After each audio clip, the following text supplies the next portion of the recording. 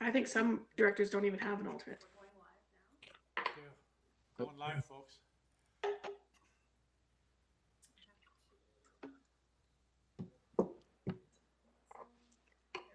Where are they? Can you see us? Oh, Barely. I know. Where's our new counselor? Hang Right on. here. I think she's taken over Rick's. She's taken over Rick's seat. Oh, there she is. Okay. Oh, I'm gonna have to. guess we're gonna do musical chairs again. Mayor Julie. That's time to move them around. Yeah, I'm on. So you Yeah. I'm sure she's there for spacing. hit the green. That's where Cal would sit normally. There we go. Okay. So I Sarah, was there a proclamation for Volunteer Week or not? should be on the agenda. On there. Where'd it go? It's on there as a headline, but not as a. That's all that there was. Just that we don't do proclamation. Okay. Just recognize it. Okay. Let me know when you're ready. Okay. We're live. I wonder. I'd like to. Can everybody hear us okay? Thank you. Do you want to say a few? Just say hello. Hi, everybody. Nice to see y'all. Can you turn the mic? Turn it Hey, on. Nicole. Is that better? Hey, Nicole. Can you hear Nicole? Yeah, okay? that's better. We Yeah. had We it. can hear her. Okay, good. Thank you. Turn it when I walk over. Oh, Welcome. Oh yeah, we got that. Okay. All right. Okay. Okay, folks, I'd like to call the meeting to order. Welcome, everybody. And I'd like to start with the Aboriginal Acknowledgement. We would like to acknowledge the land on which we are gathered is the traditional territory of the Tanaha, the Silix and Sinix peoples, and is home to Métis and many diverse Aboriginal persons. We honor their connection to the land, rivers, and respect the importance of the environment to our strength as a community. And with that, I'd like to mention that this is Volunteer Week, folks, and any of you that are part of various committees around our community, or you meet up with people that are volunteering in your community, please make sure you take a moment to thank them, because most of what makes our community a great place to live is the many volunteers that come forward with ideas and suggestions for us as a council and for our staff to implement. So very special thank you to the volunteers in our community. There are no late items that I'm aware of, and the next item on the agenda will be the inauguration, and we'll start that right now.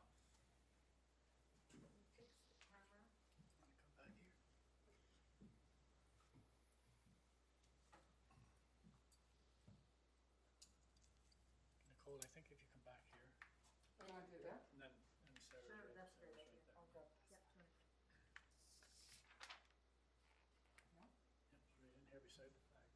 Yep, it's right in here beside the flag.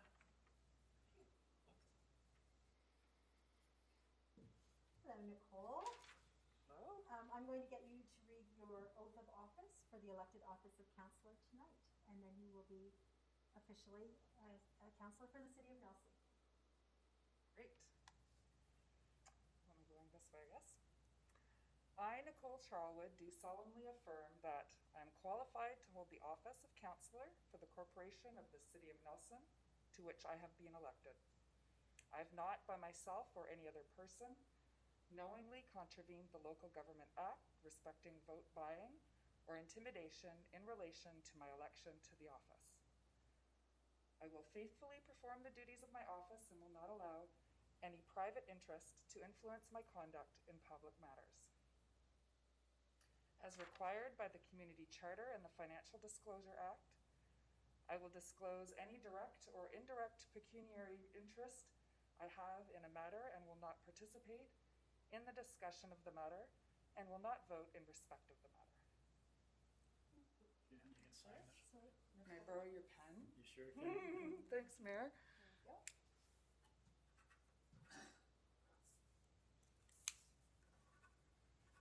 congratulations. Thank you. Congratulations, now you're a councillor. All right, we won't shake hands. Welcome. Thank you so much. Welcome. Yeah. That's a COVID inauguration. With the steamy glasses and all. Welcome very much.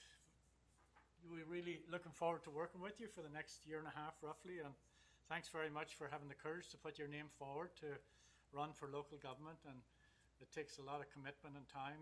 And I'm sure that you're up for the task. Thanks, Mayor Dooley. Thank you. Welcome. Thank you very much. Nice to see everyone.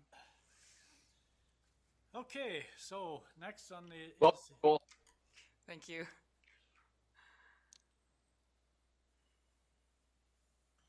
Okay, I'd like a motion to adopt the agenda, please.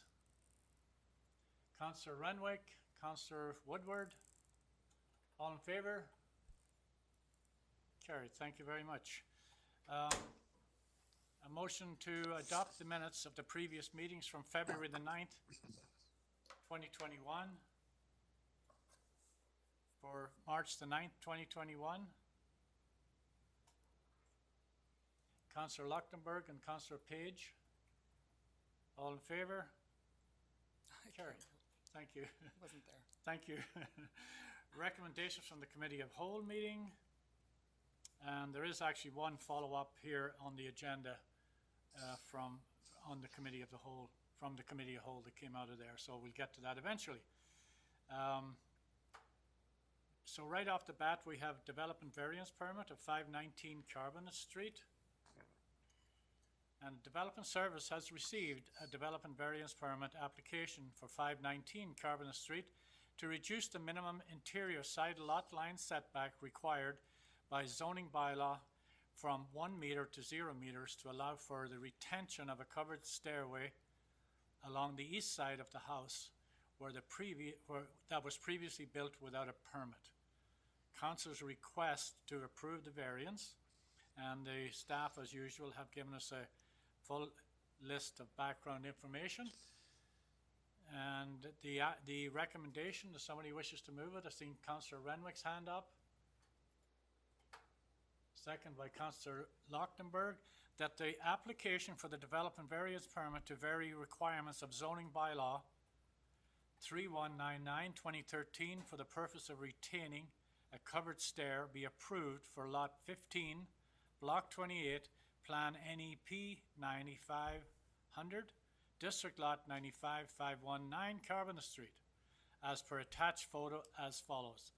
Zoning bylaw number 3199/2013, section 437, schedule A, to vary the minimum interior side lot line from 1 meter to 0 meters.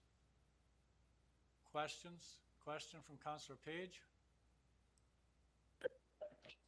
I took a look at this one. I did a little bit of research, just kind of trying to understand what we're trying to accomplish with these setbacks. And I'm opposed to this being approved. And the reasons given is the impact that it has on both the light and the airflow around that building. It is a very large covered stair. It was certainly put in place and passed off by the previous owner fairly recently, I believe. It's not a very old piece of property, but it's with inches of the other house. And part of the principles that we put these setbacks in place is to try and keep the space between these homes and have some breathability between these buildings. And if you go down and look at that front and back of that house, that lot's getting pretty crammed in there already. And now you have this protrusion, and I guess where does it end with these things? How long until someone's starting to box that in and do the rest? But right now you've got a wooden stair set going the whole length of the house and a covered deck or a covered stairway that's within inches of the house next door, and it just kind of suffocates the lot as far as I'm concerned. And so I looked at it. It's certainly a nice construction, but I think it doesn't fit, and I don't think we should reward people doing these kinds of improvements and then selling off their houses and expecting them to get grandfathered in. So the stairwell is actually open back to front itself, so it is open for airflow. For now, some. Yeah, I understand. Yeah, I understand what you're saying, but it is open. So I don't want anyone to get the opinion that it's not an open stair landing. Okay, Councillor Renwick. Thank you, Mayor. Yeah, I'm certainly in favor of this. I think with some of these older homes, especially in the, the uphill area, which was, when Nelson was first growing. I mean, that's where homes were built, and they went up the hill from there, built in 1909 on Carbonate Street. And I believe we have another variance later on with the same sort of situation. I think that would be, a lot of these houses would be classed as existing non-conforming because they're too close. I don't know if I'm using the right terminology there, Alex, or not, but I think we have to be lenient here. And because of the close quarters and, putting a roof over stairs for safety reasons and what have you, and it's an open stairwell, I'm in total favor of this. Thank you. Councillor Lachtenberg? A question for Alex there. Do we run these by the fire department at all? Because it seems to me what Councillor Page is at least partially referring to is the danger from fire spread. Is this part of our process? Yes, Councillor Lachtenberg, it is part of the process. When we get these, it's mentioned briefly, possible to overlook as well under the communication section. We list off the different agencies and departments, internal and external alike, that we refer these to. So yes, Fire and Rescue Services was included, and they didn't have any comment on this application. Thank you. Any further questions? Hearing none. All in favor? Carried. Opposed? Do you want to be recorded opposed, Councillor Page? Okay, thank you. Okay, next up is 614 Mill, and we have a similar situation here. Development Services has received a development variance permit application for 614 Mill Street to reduce the minimum interior side lot line setback required by zoning bylaw from 1 meter to 0 meters to waive the height envelope requirements to allow for construction of a raised second story roof line to create a full height ceiling. Council's request to approve or deny the variance permit is before us. There is a recommendation, and there's a full report with visuals as well as information from the owner and our staff. And do we have a mover and a seconder for this particular move? By Councillor Morrison, second by Councillor Lachtenberg. Questions or comments again?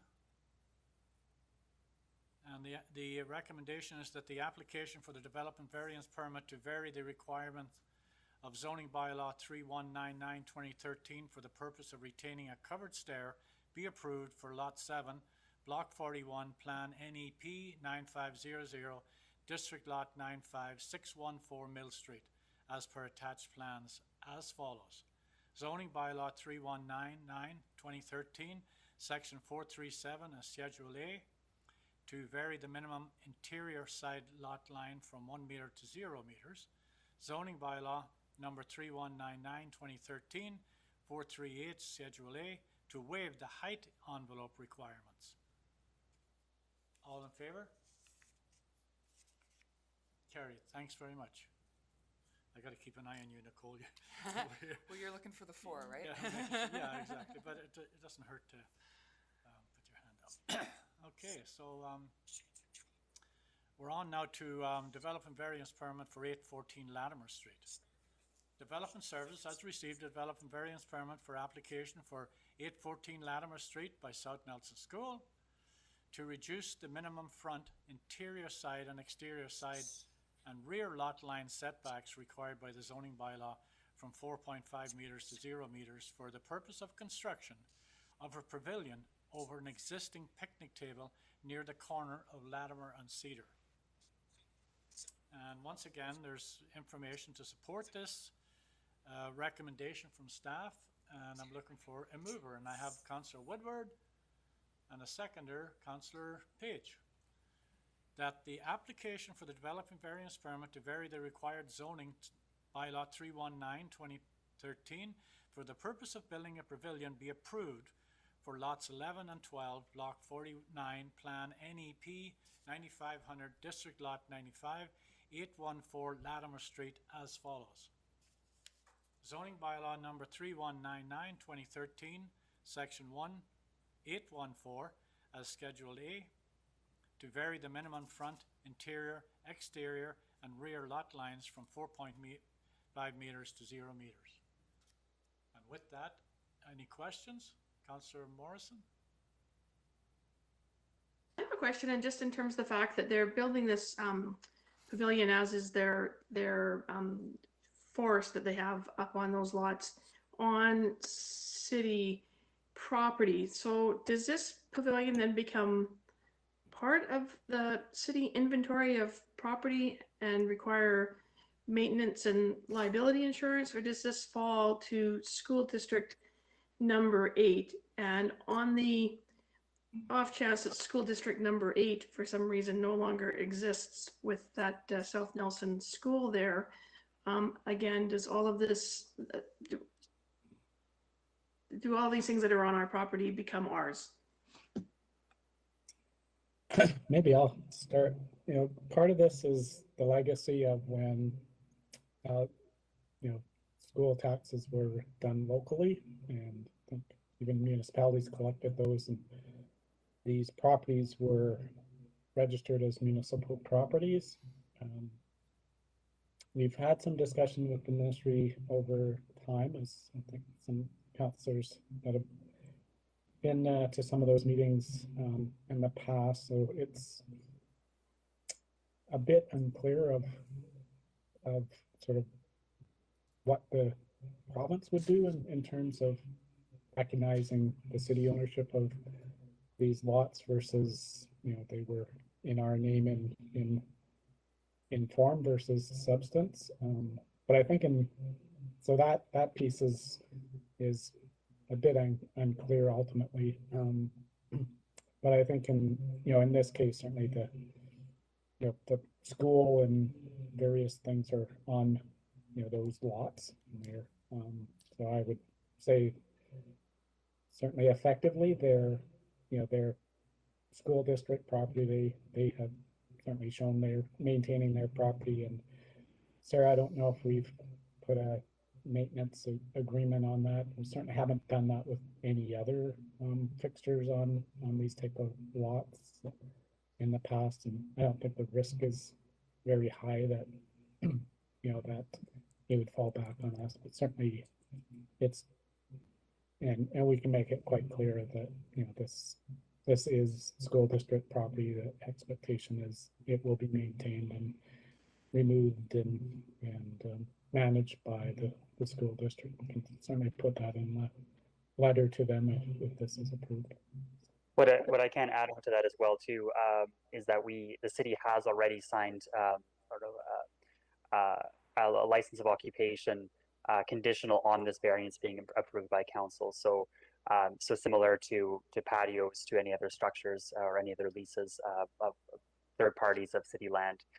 So there is, I think, I did very briefly see the actual license in question, but all of our licenses of occupation, there are insurance requirements, and it's subject to the exact same conditions of building a structure on city property as any other case.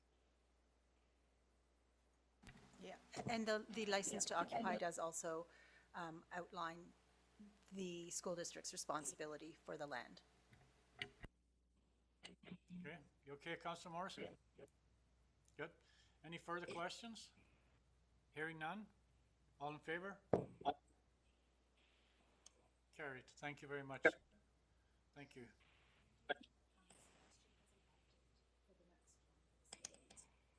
Okay, all right. So, Sebastian, we're going to go to you in a moment you're going to give us an update on the patio, which is the next one on the agenda. And we have in front of us a development service has received an application to develop a permanent sidewalk cafe at 422 Vernon Street, adjacent to the Hume Hotel. The sidewalk cafe would be located along the Ward Street frontage and serve Mike's Pub portion of the building. And Sebastian, you wanted to give us a little bit of update over and above what we currently have in our package, is that right? That's correct. So essentially, as you may know, that section of sidewalk is supported by a structure. So there's essentially it's hollow underneath, and we required an engineering to review it, and based on preliminary review, it was determined that the proposed design as is, so a poured concrete floor with the cobblestone skirting was potentially too heavy for the structure, so would require additional bracing or additional investigation. So they want to, what they've decided to do, which is acceptable to as per the engineering report, they want to, instead of doing a poured concrete floor, they're going to go with the composite decking. And instead of doing riverstone skirting, they will just use painted black metal paneling. So it was a bit of we knew about the changes, but we were waiting for the design, but there was a bit of a miscommunication between with ourselves and the designer, so we didn't receive them. But looking at the plans, it's fairly minor. The skirting itself is, as you kind of see, it follows the lay of the land, but it's very minor. So I think visually it's not going to change anything. And the decking itself is, I mean, you're not even going to be able to see it unless you're on the deck itself. So from our opinion, it's pretty minor, and we still felt comfortable bringing it to council at this point in time. So I would just maybe do a minor change in the resolution itself, in the wording, just to clarify things. Okay, so I think on C there, you do say that the report from the structural engineer, that a report from the structural engineer be completed to the satisfaction of building officials. Would that cover what you just told us then? Yeah, we've received it. Again, the building official hasn't had a chance to review it, so let's keep that condition in there. Yeah. Okay. To make sure that it's reviewed and it's satisfactory. The only thing is in the resolution itself, I would just change the wording where it says as per the attached plans. I would just say in general conformity to the attached plans. So okay. I think the proposal will be in general conformity. If there's if they come back and there's some major changes to the design, then we would have to bring it back to council. Okay. So I see two hands up, Councillor Woodward and then Councillor Renwick. Were you moving the resolution with those changes? I'll move that, Mayor. Okay, I'll move Councillor that, Mayor. Woodward, did you get those changes there? Yes. Sure. And May I ask a question? Renwick, are you seconding that? I will second it, and I would like to comment, please. Okay, so we'll start with the mover and then the seconder. Thank you. Thank you, Mayor. So I guess my concern would be access to underneath if need be. Will we be able to get there, city workers, if they need to be there? Yes, it won't cover the access hatch. Okay, Councillor Renwick, then Councillor Page. Okay, thank you, Mayor. Yeah, I'm fine with the changes. I saw your email you sent out this afternoon, Sebastian, and my comment would be that I can't imagine the Martin family doing something half-assed, if you will. They have a beautiful deck down at Marzano. I would assume that this will be very similar and fit in with the look of the Hume Hotel. So I'm thumbs up on this one. Thank you. So the resolution as it sits is the application for the proposed purpose of constructing a new permanent sidewalk cafe and sidewalk cafe bylaw 3441-2019 be approved for parcel A block 9 NEP 9500 district lot 95 and district 26 422 Vernon Street as per attached plans and subject to the following conditions. And Sarah, you've got the changes to the in general conformity to the attached plans. So we got a mover and we got a seconder, and I'm going to call for the question. All in favor? Sorry, I was on the speakers list. Oh, I beg your pardon. I'm sorry. I beg your pardon, Keith. Go ahead.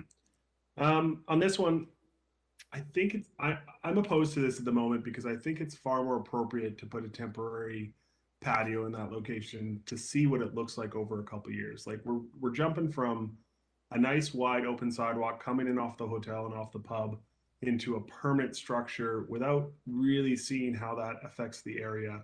And during COVID and for all the reasons of pedestrian accommodation and comfort, and we already see what the pinch looks like in front of Broken Hill, I really think before we cement in something and say, hey, we're going to have this ongoingly, even if it's not going to be cement, I think we should see, just like everybody else does, what a temporary structure looks like and see how that actually feels and see if it makes sense. Because once that thing is built and put in there, it's going to be there for a long time. And I have no doubt that the Martins are going to do a wonderful job, but they've also done a wonderful job with a temporary patio over at Marzano's, and everybody else, be it Jackson's, be it any of the other patios, they're all removable. And I really just think going all the way to a permanent structure off the side of that building, let's see what a patio actually functions like for a year or two, and then make an investment in a permanent patio. This is public space. This is our walkways. That's a beautiful, nice, wide piece of sidewalk, and I would like to see it temporarily, and then make a decision a year or two down the road on a permanent structure. I just think it's sensible. So Councillor Page, when you look at the graphics that we have in front of us, there is a permanent patio on the lower end of the building, and a narrow one. And the clearance of 2.6 meters is equivalent to our normal sidewalks around our municipality for the most part. There's a 1.7 meter pinch point there, and that's because that garbage can is there to accommodate us having 4 bolts sticking out of the ground that we haven't taken the time to cut off. So that could easily be removed. So you'd still have 2.5 meters of pathway, which is equivalent to everything else we have in town for the most part. Mr. Mayor, can I just clarify, because I don't think anything we do is necessarily permanent. We do have ability to end agreements. So Sarah or Sebastian, what is the wording in our license to occupy around council's ability to give notice that these things we want them removed? Yep, we do have the ability to ask them to remove the structure. We generally do 3-year licenses to occupy, so 3 years at a time. And I believe it's a 60-day notice period. Okay, so I think what we mean by permanent here is it's not removed every patio season, as opposed to it's permanent, it will be there forever. Because it is public land, and we can't just you can't give away or lease away public land forever. You always have that license to occupy to do that, but this really means more that it wouldn't come down and up and down like it the ones actually on the street. So I think you need to read it that way. So in the preamble for in our package, it says, if you look under the analysis, it says the Sidewalk Cafe bylaw requires a minimum pedestrian zone of 2 meters along Baker Street and 1.6 meters along other side streets. This patio allows for additional 2.6 meters, which is over and above what we normally require on Baker Street, and it's almost twice as much as we require on the side street. Councillor Morrison? So I did spend some time outside of the Hume Hotel trying to visualize this, and thank God for cracks in the street that you can follow along.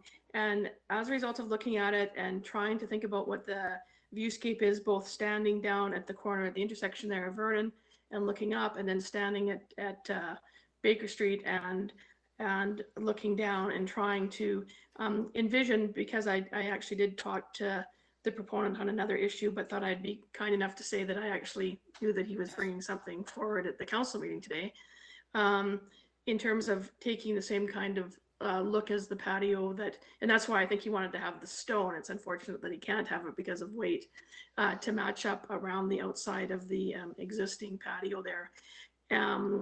I was concerned, and of course it's kind of mind-boggling when you see the garbage can there and the signs, but if all that stuff moves and you do get the whole 2.6, I found it a comfortable amount of room. And just to make sure I hadn't lost my mind, I did walk around and check out a number of other patios. And I have to say that there's some very small footage when you get around to, gosh, I can't remember the name of the place, but that's on, I want to say on Stanley, when you go down to Packrat Annie's. It's very tight there on that corner. There's not that much walkway. You really would, if you were doing COVID precautions, you'd be marching in line 6 foot behind each other as opposed to 6 feet across from each other.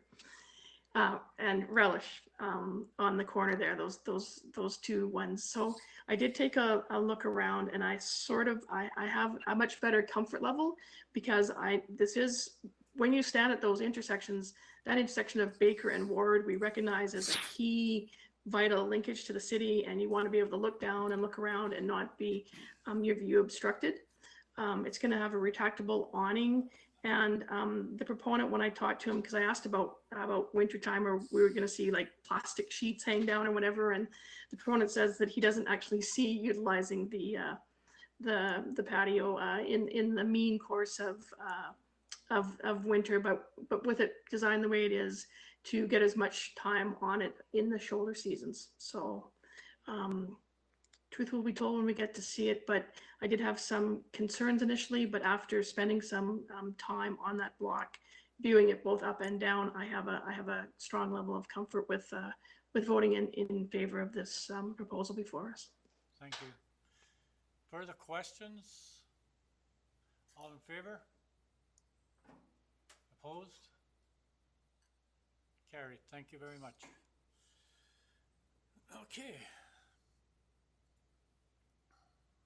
Next up is West Kootenay Renewables. On March the 23rd, 2021, a Committee of the Whole, the West Kootenay 100% Renewable Energy Plan was presented to Council in a Committee of the Whole meeting. And there is, the package is in there again that we watched, and there's a recommendation if Council, somebody wishes to move it or not. Councillor Latimer, second by Councillor Charlwood. Questions or comments from the mover or seconder? Hearing none. Questions from Council? The rest of Council? Hearing none. All in favour? Carried. Thanks very much. Onward and upward. Next on the list is the financial plan. And the 5-year financial plan, bylaw number 3524-2021 for the period of 2021 to 2025 is being presented to Council for consideration. The plan includes the revenues and expenditures planned for 2020 to 2024 and have been presented to both Council and the public. All proposed expenditures, funding sources and transfer to or between funds must be included in the plan. Before the operating budget and the capital budget information are attached in Schedule A of the bylaw. The 5-year financial plan number 3524-2021 is presented for the first of 3 readings. And it's all in there, folks. And I know that we have spent many days and many hours up until tonight. This is probably the easiest part of this whole thing. And we have a mover, Councillor Woodward. And do we have a seconder? Councillor Renwick. Do we want 3 of these in a row? Want the first 2 readings. And the third one, yeah. And then adoption. Okay, so we have the recommendations are that the financial plan number 3524-2021 be introduced and read a first and second time by title only. All in favour? Carried. And we need a mover and a seconder for the financial plan, bylaw number 3524-2021 to be read a third time by title only. Councillor Renwick and Councillor Page. All in favour? Carried. And Colin, I'll get to you in a minute. And that the financial plan bylaw number 3524-2021 be finally adopted pursuant to the powers granted to council by the ministerial order of 192. Mover and a seconder, please. Councillor Page and Councillor Morrison. Questions or comments? All in favor? I just want to take an opportunity and thank Colin and staff for their really fine presentation at the recent open house. Not that it's can be open because of the digital part of it. It now lives in perpetuity and for all history and time, as long as human civilization, on YouTube. So Colin can always celebrate his shiny days long into retirement and rewatch that. But so can anyone else. I know we just pass that very quickly, but this has been a lot of hard work as it is every year, and we really thank the finance team and the rest of the staff for putting together a very fine budget and a very modest inflationary increase, and all of the wonderful things we still want to do. So thank you. So Colin, I'd like to give you a couple of minutes. Councillor Page kind of stole my thunder there, and that's fair. But Colin, go ahead. Well, first, I just want to say thanks to council for recognizing all the work that we do. And again, and I also appreciate that you realize that it's not just me. Finance department has a number of people that are involved there. I got Suzanne Rourke on, my manager of purchasing, and she helps out significantly with the budget for capital. Especially on the procurement side, there's a really good connection there, and as well for dealing with the budget presentation. And of course, Chris Jury here, who's going to talk a bit about the taxes and the tax results. He was a key part in this year's budget. And so I thank you for recognizing it. And I also thank you for recognizing that it's not just me and that it's a team. But I also want to say thank you to council. I know that it's long, and I know that these are not easy decisions. And I think where we land, and a testament to the good work that we've done, and for having a solid base from councils before, that we were able to weather COVID-19. Things were better than we had anticipated on some of the budget items, but still shortfall, quite significant. And so we were again grateful to the province to provide us some funding, and that funding coming in, a lot of it just went to our reserves, again, our capital reserve, much like we were better on parking meter revenue than expected, but still $350,000 lower than what we normally would have in a year. And as those that are listening would know that, or I would like to tell them that the parking meter, so when you plug that meter, it's going into the city, yes, but it is going to do our active transportation, our sidewalk, and our paving. So that's where those funds go. They don't just go for general operations. So when we got that additional COVID restart money, that allows us to continue to keep the funds going into that reserve, because if we hadn't had that, then of course that reserve gets depleted, and then we start getting behind on our replacement of sidewalk and pavement. And we just, in the last couple of years, really have doubled that. And I think that through the community, you're really seeing the success of better roadworks. The other thing for me is how ambitious I kind of, as I was preparing for this, and as I've had a couple of conversations with the Star, the Kootenay Co-op, just dawned on me that we've got a $22 million budget for capital. And the other part actually is, if you look at page 3, if you go across the capital that we've planned for the next 5 years, you're almost at $100 million.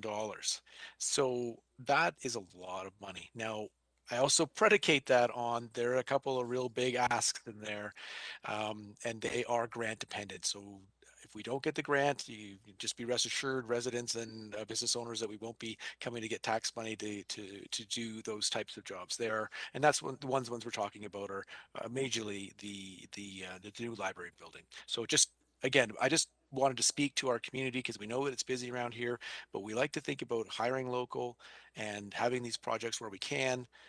And that kind of keeps round dollars. So yes, we're collecting taxation from our community, but if we have, as best as we can, and we do attempt to buy local, that keeps the round dollars. So those go to our good vendors in the community, and they have good paying jobs, and then they pay taxes and live here. And so we try to keep that in the community.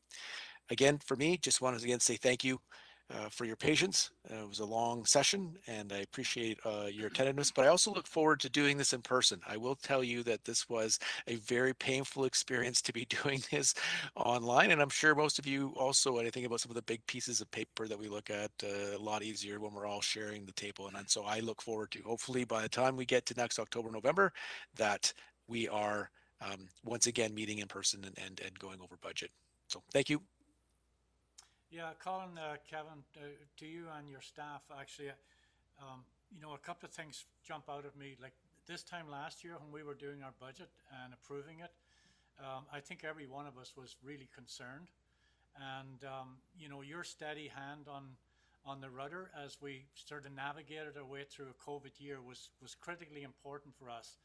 And I just want to give a big shout out to our community. We anticipated, you know, shortfalls and potentially defaults on hydro bills and taxes, et cetera, but you know, it clearly shows the commitment of the people that live in our community. They weren't ready to turn off the lights and leave town and and just give up the ghost. People hunkered down and committed to their community in so many ways, and in particular in making sure that we weren't left in a situation here where we were facing greater shortfalls in our revenues. You know, our contractors, our suppliers kept open. People that volunteered in our community continue to do so in different ways, whether it was on Zoom or whatever the medium they used. They just found ways to make our community continue to move forward. And I really believe that it had a lot to do with the strength of this organization here and the great people that we have, not only on council, but that work for us and make our community the just wonderful place it is to live in. So Colin, thank you very much for your many, many hours. I've watched the old grey ghost sit outside this building at different times of the day and night trying to get through this budget. So thanks a lot, Colin. We really appreciate that. And Janice, thanks for drinking at Mike's place and wandering outside there and having a look at that patio and making sure it was all squared up and everything. So thanks for doing that. All right, we'll move on. The next one, I think Chris is going to talk to us on the next one, Colin, is he?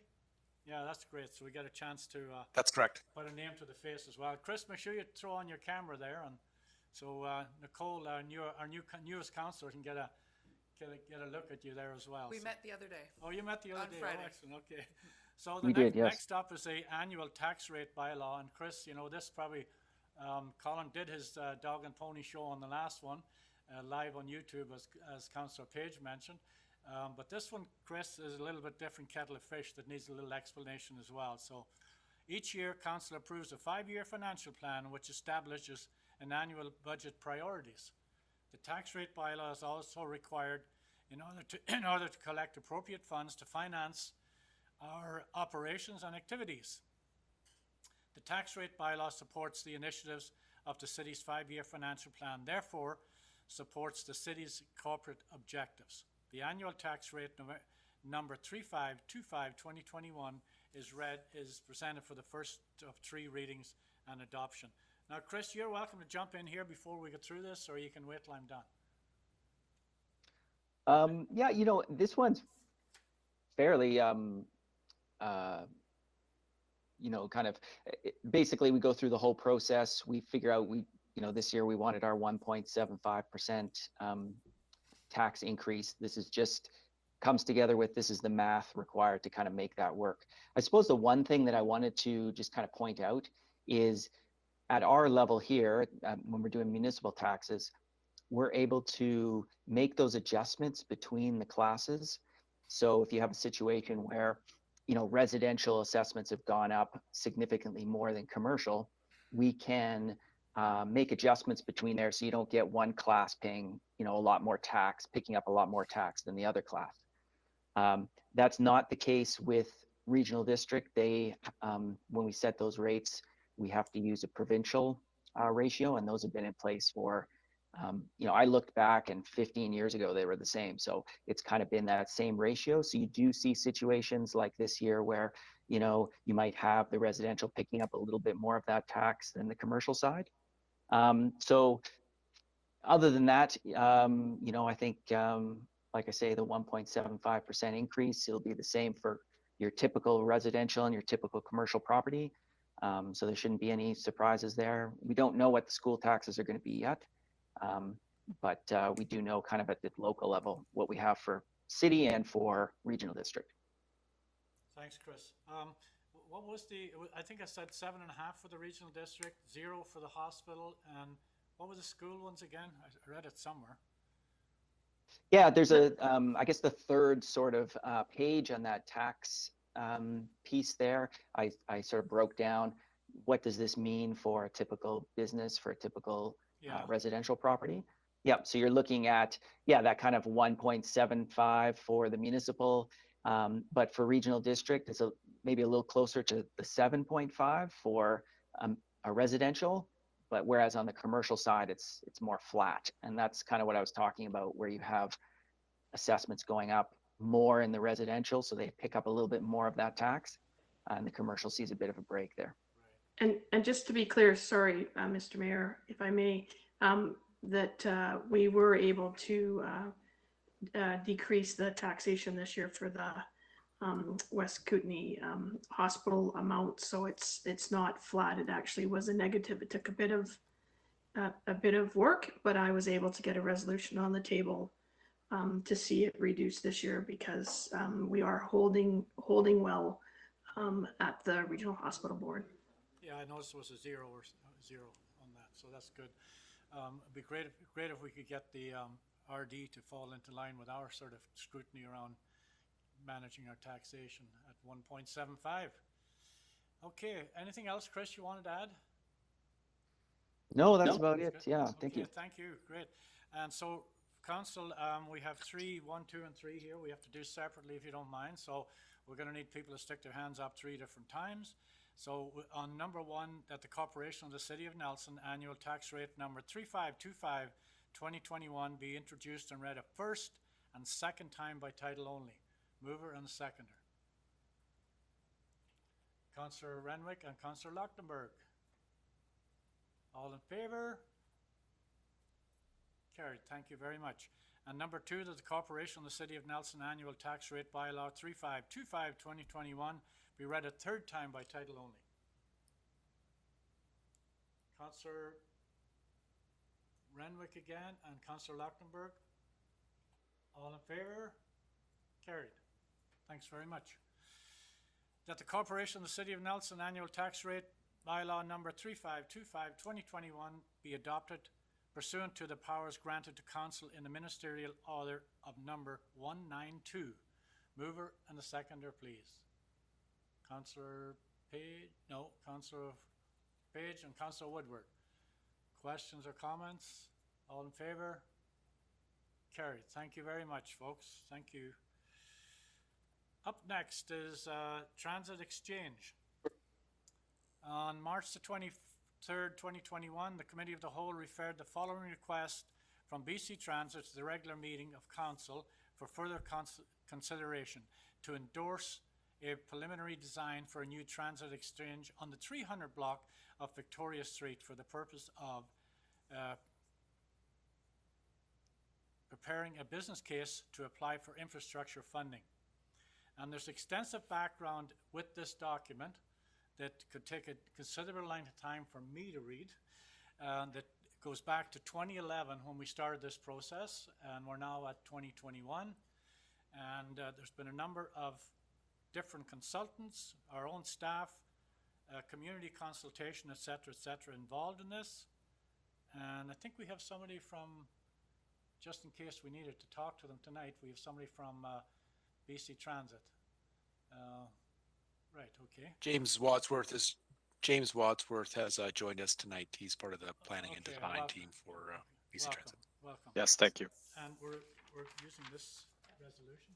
So there is a recommendation at the on the agenda, but there's a revision to that council's willing, if council wishes to put forward, you're more than welcome to do it. So the one that's on the recommendation that's in front of you, you've had that in front of you. The revision to that would be, and this would be eliminate the one that's on there if council so decides, that council directs staff to collaborate with BC Transit to advance the development of a business case to pursue funding for a construction of a transit exchange on the 300 block Victoria Street based on the C2 preliminary design concept as presented. And further is subject to staff working with BC Transit to address stakeholder and local area issues regarding the C2 preliminary design concept at the location as located on the 300 block of Victoria Street. And finally, that staff return to council prior to signing a project agreement with BC Transit and present BC Transit, and that at that time updated design options as applicable. Councillor Renwick, are you moving that resolution? I will. I also have some questions. Okay, mover to get it on the floor. Mover and a seconder. Councillor Page, second. Okay, questions? Starting with the mover and then the seconder, if you wish. Thank you, Mayor. And this is a question for probably staff and James, and thank you for being on the call, James. It's much appreciated. I have some strong concerns here, and in your simplest form, I would like somebody to explain so that the people, the stakeholders involved in this, get it clear as to what we are doing here tonight. We are applying for funding. Nothing is at stone yet. In the resolution, it states that BC Transit will work with us to help alleviate the stakeholders' concerns. Will the stakeholders be consulted again? Will there be a little bit more public consultation? If something comes to light where this transfer station could be moved, is that an option, or are we just talking about Victoria Street 300 block? Thank you. Thanks, Councillor. Colin, would you like me? Colin or Jim? Yeah, I'd say that's probably a question for Colin. Yeah. Yeah. What I would say to that, to answer that question, is that yes, we are looking at the 300 block of Victoria.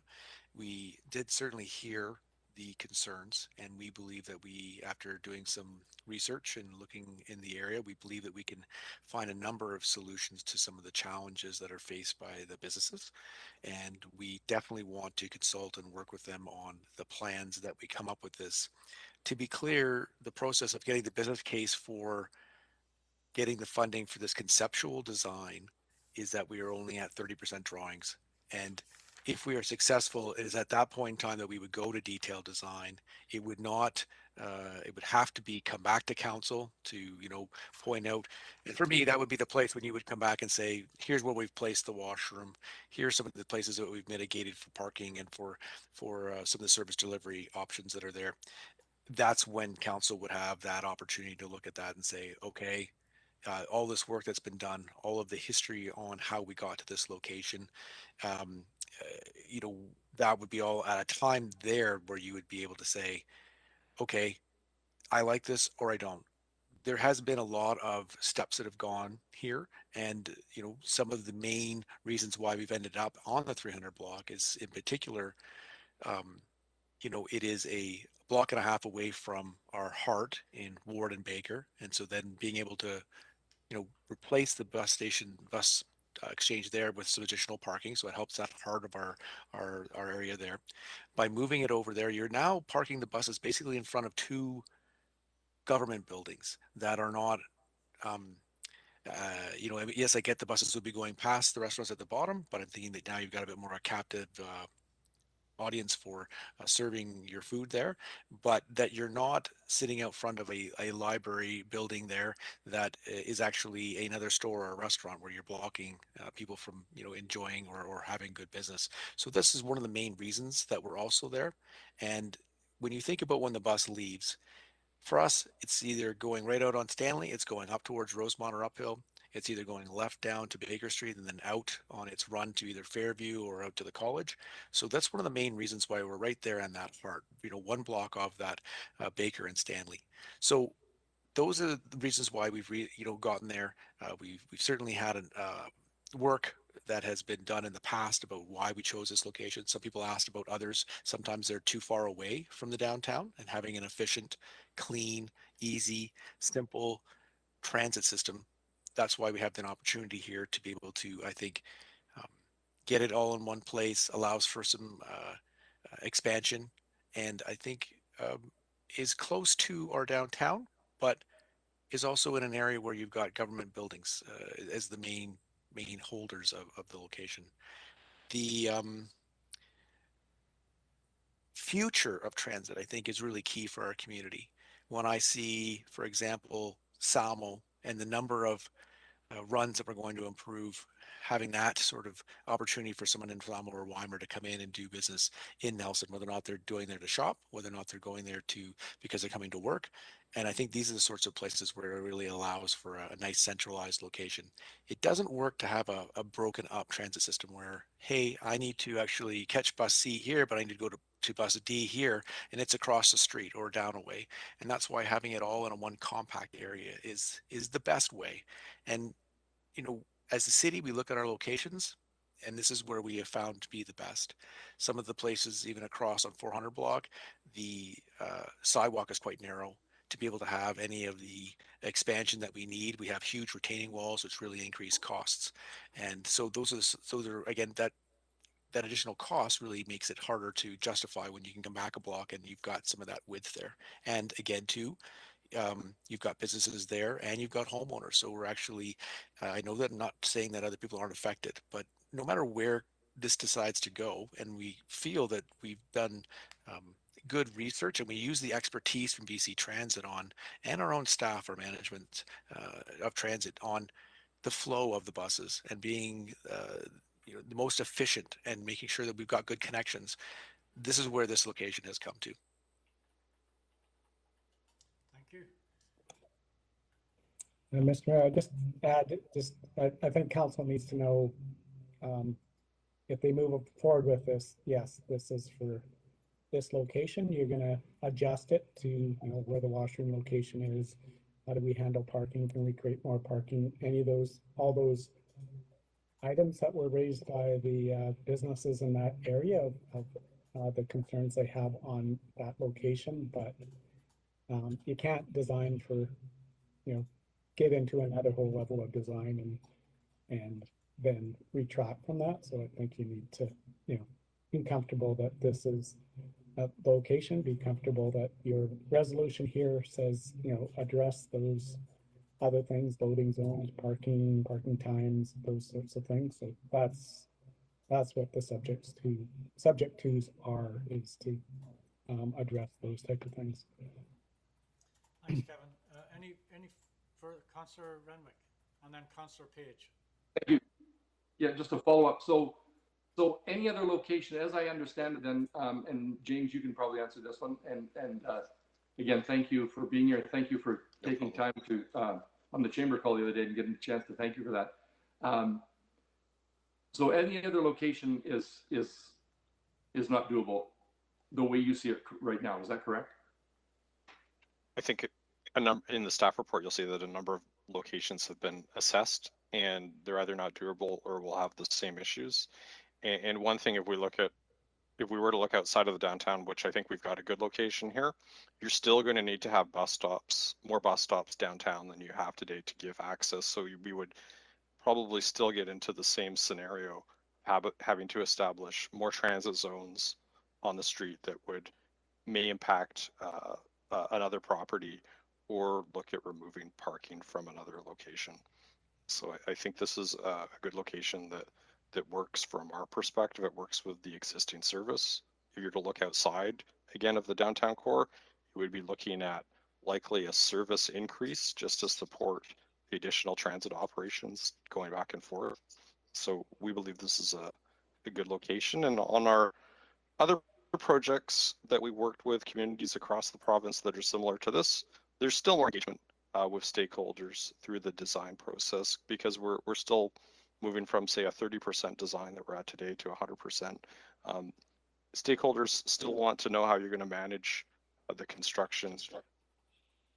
So there has to be more engagement as we move forward to make sure that we're working with all the stakeholders on the block, and we implement a transit exchange that meets the transit needs and also reduces the impact on the other uses.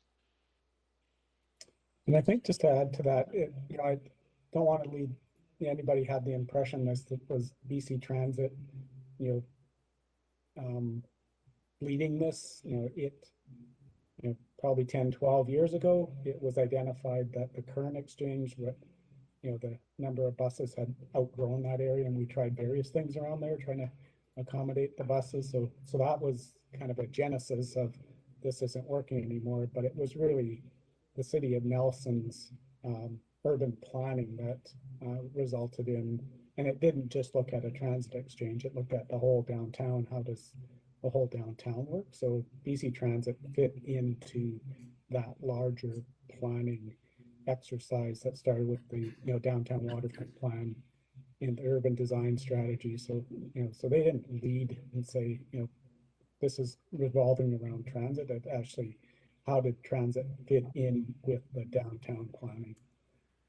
Yeah, thanks, Kevin. And the other piece that is also that's important to recognize here is that it took a lot of years to come up with a regional strategy around transit. And we finally have one now that's very workable, and that in turn has added additional volume, which is good, and also additional buses to the fleet. And we were listening to our community for many, many years, asking us, how do I get to the hospital in Trail? How do I get to college in Castlegar? How do I get from Castlegar to Nelson? What are the transit opportunities that I have? So going forward, one of our solutions to parking challenges will be additional transit. Let's face it, we have to figure a way to get people to ride that bus. And James, while I have you on the line here, I'm not going to let this one go. I really want to get you looking at putting that bus through Railtown when you're heading to Castlegar and out to the Slocan Junction. That there's a lot of people work in that area, and to be able to take a bus in there in the morning rather than their car would make a big difference to our parking challenges in our community. And the same thing applies to the North Shore. And I think Councillor Lochtenberg, you're on the Regional Transit Committee, if I'm not mistaken. And of course, Councillor Morrison through the Regional District. And some upgrades to the transit stops in the Regional District would be a real benefit to encouraging people to actually stand on the side of the road and not get wiped out by a logging truck at some kind of a decent shelter, so they could take the bus into town rather than saying, hold it a minute, I'm not going to do that, I'm taking my car because this is not an accommodation that works for me when I'm dressed up to go to work or whatever. So going forward, there's still a lot of work to do in that regional piece, James, and hopefully you'll keep that in your mind and we'll work towards that. And Councillor Page, you had a... Yep. James, go ahead. No, I was going to say yes. I think some of those actions Adriana McMullen has in the Transit Future Action Plan, and I'll remind her of your good words for transit at Railtown. Yeah, thank you very much, Councillor Page.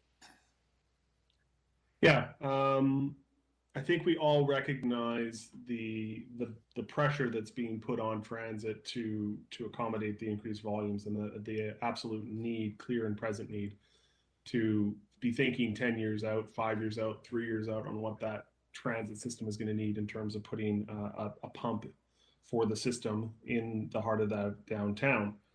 That being said, I do also have strong reservations now that we have gone to the public and had these consultations. And as we look at that chain of custody from the 2011 documents to the 2016 documents to the heavy leaning towards the 300 block and the urban downtown design strategy to the elimination of the options and the settling on 300 block, I think we have a gap that we need to go back and address. I know we say in the suggested list that we have made similar considerations, but I think one of the pieces that pops up for me is that 700 block of Vernon Street. Now, certainly there will be additional parking spaces that will be removed there, but if we look at what those parking spaces are being used for, some of them, many of them are being used to house new vehicles as opposed to actual parking for people who are coming and going and using services. I think the community has spoken pretty loud and clear that there were a lot of people in that area were certainly surprised by this even being considered as an option. I don't think we were out there soon enough. COVID might have had an impact, and I know staff has worked very hard to do what they can, but I think we might have rested a little bit too much on what was placed in our 2017 documents, and I don't think we've really looked at the option and what they feel like and given the community an authentic choice between our best candidates before we've decided on a location and start to get into the design. So I think we need to go back a step. I think we need to look at providing at least one or two candidate or two or three candidate locations to the community and have them have a say over whether they prefer to see it at the end of Baker Street, or they want to see it up on Victoria Street, or do they want to, I think Railtown's out. It just doesn't make operational sense to me. But I think people have a right to be able to have a say and a choice, a real choice, to put it in one place versus another place. We don't have the frontages of businesses down there. We certainly have the same number of businesses down on the end of Baker Street, but we don't have front retail coming and going. Don't have customer traffic going into those businesses like we do on Victoria Street. And we don't have people using parking the same way over there. I don't think the cost of loss of parking on the end of Baker Street on 700 block would be the same loss that is going to be experienced in front of the library and the government building. I think we have a lot more stale activity going on around the Kootenay Co-op parking lot, and we should really consider that option. So I'm opposed to it the way it is. I think we need to at least include a conceptual design of that option. Thank you. Can I just add that? Just a minute, in terms of that. Kevin, just hold on a second. I'm sorry, Janice has had her hand up for a while, and we'll give you a kick at this in a second. No, I just wanted clarification because I heard Councillor Page say the 700 block of Vernon Street, but he then corrected to say the 700 block of Baker Street. So I actually just wanted clarification of what the previous councillor was talking about. So he is talking about, so people understand, that is the block where Chrysler has their cars, and there's the Nelson car repair place that used to be a gas station, I believe, way back. Thank you. All right, Kevin, and then on Councillor Woodward. Yeah, I just wanted to ensure that council recognizes that these are long-term plans, and if you look at the 700 block of Baker Street, that the vision for that is not to be a car parking lot long-term. The vision is that gets redeveloped and you have storefront on that. So just, you have to look beyond what's there now, and that's why we did an urban design strategy, is to envision how that gets built out, and it's intended to get built out. It will be redeveloped at some stage. It's valuable downtown parking, and we used to have I think Toyota used to be where the new Grand is now, and isn't that right way back then, Cal? That's is it Toyota or Honda? I guess it was Honda. It was Honda, but I mean, we're talking about a family business here, and you're just going to sell off their property on them. No, just long term. And they may keep it, but long term you might see them, when the value of that land goes up to a place where redevelopment makes sense for them. So it's not us forcing that, it's just the likelihood is that, as land values in your downtown get more and more expensive, then, people cash out on those and turn those into something else. And just as Toyota located where they are, and, that tends to be what happens with those things. But I'm just suggesting that long-term, you'll see those places redeveloped, and infill is a big part of that urban design strategy. And in addition, in the short term, having the buses parked in front of what would be people's businesses with the letdowns to the car dealerships and to the mechanics, that makes it a lot difficult for having the bus shelters and having the buses sitting there waiting for them to move, for other people to pull the vehicles in and out. So there's also, again, it's a bit further down from our heart of our downtown. And again, also parking elimination is also another problem. So. Thank you. Councillor Woodward. Thank you. So I just want to state, this has been a very interesting process. People have been really engaged all of a sudden. It's been a lot of emotion, and I think something that keeps striking me is this idea of the greater good for the whole community over the long haul. And I think one thing that hasn't been discussed in all of this that I haven't heard is the the benefit to thousands and thousands of transit riders. So I know there are a lot of concerns about the businesses in this particular location. There have been some community members that have reached out with letters. But I also really want to advocate for the thousands of transit riders that need to use transit. They need an excellent exchange hub. And I think the other piece for me is that transit is a huge solution to the climate issue. We need to get people into mass transit. People won't go easily towards mass transit if we don't have an excellent transit system with an excellent exchange hub where they can move efficiently to school, to work. And the other piece I wanted to mention too is I wanted to just have a moment here to say that this is not off the cuff. I mean, this has been a decade of work that's gone into this, and the city has done numerous, and I'm just going to name them here, community engagement process planning documents. So Nelson Next just came out. And all of these documents, transit is a huge part of what the community wanted. So Nelson Next, 2021. Downtown Urban Design Strategy, 2017. Official Community Plan, 2013. Path to 2040, 2011. Sustainable Waterfront Downtown Master Plan, 2011. Low Carbon Path to 2040, 2011. Active Transportation Plan, 2010. And in 2019, the BC government came out with Clean BC. And all those documents, transit is a huge part of what's going to move us from getting out of cars onto a mass transit system that reduces our GHGs by a huge amount. This won't happen if we don't have an efficient transit hub, and the buses are going to be transferring to electric buses in, I think, James, in about a decade. We're going to have all electric buses cruising around.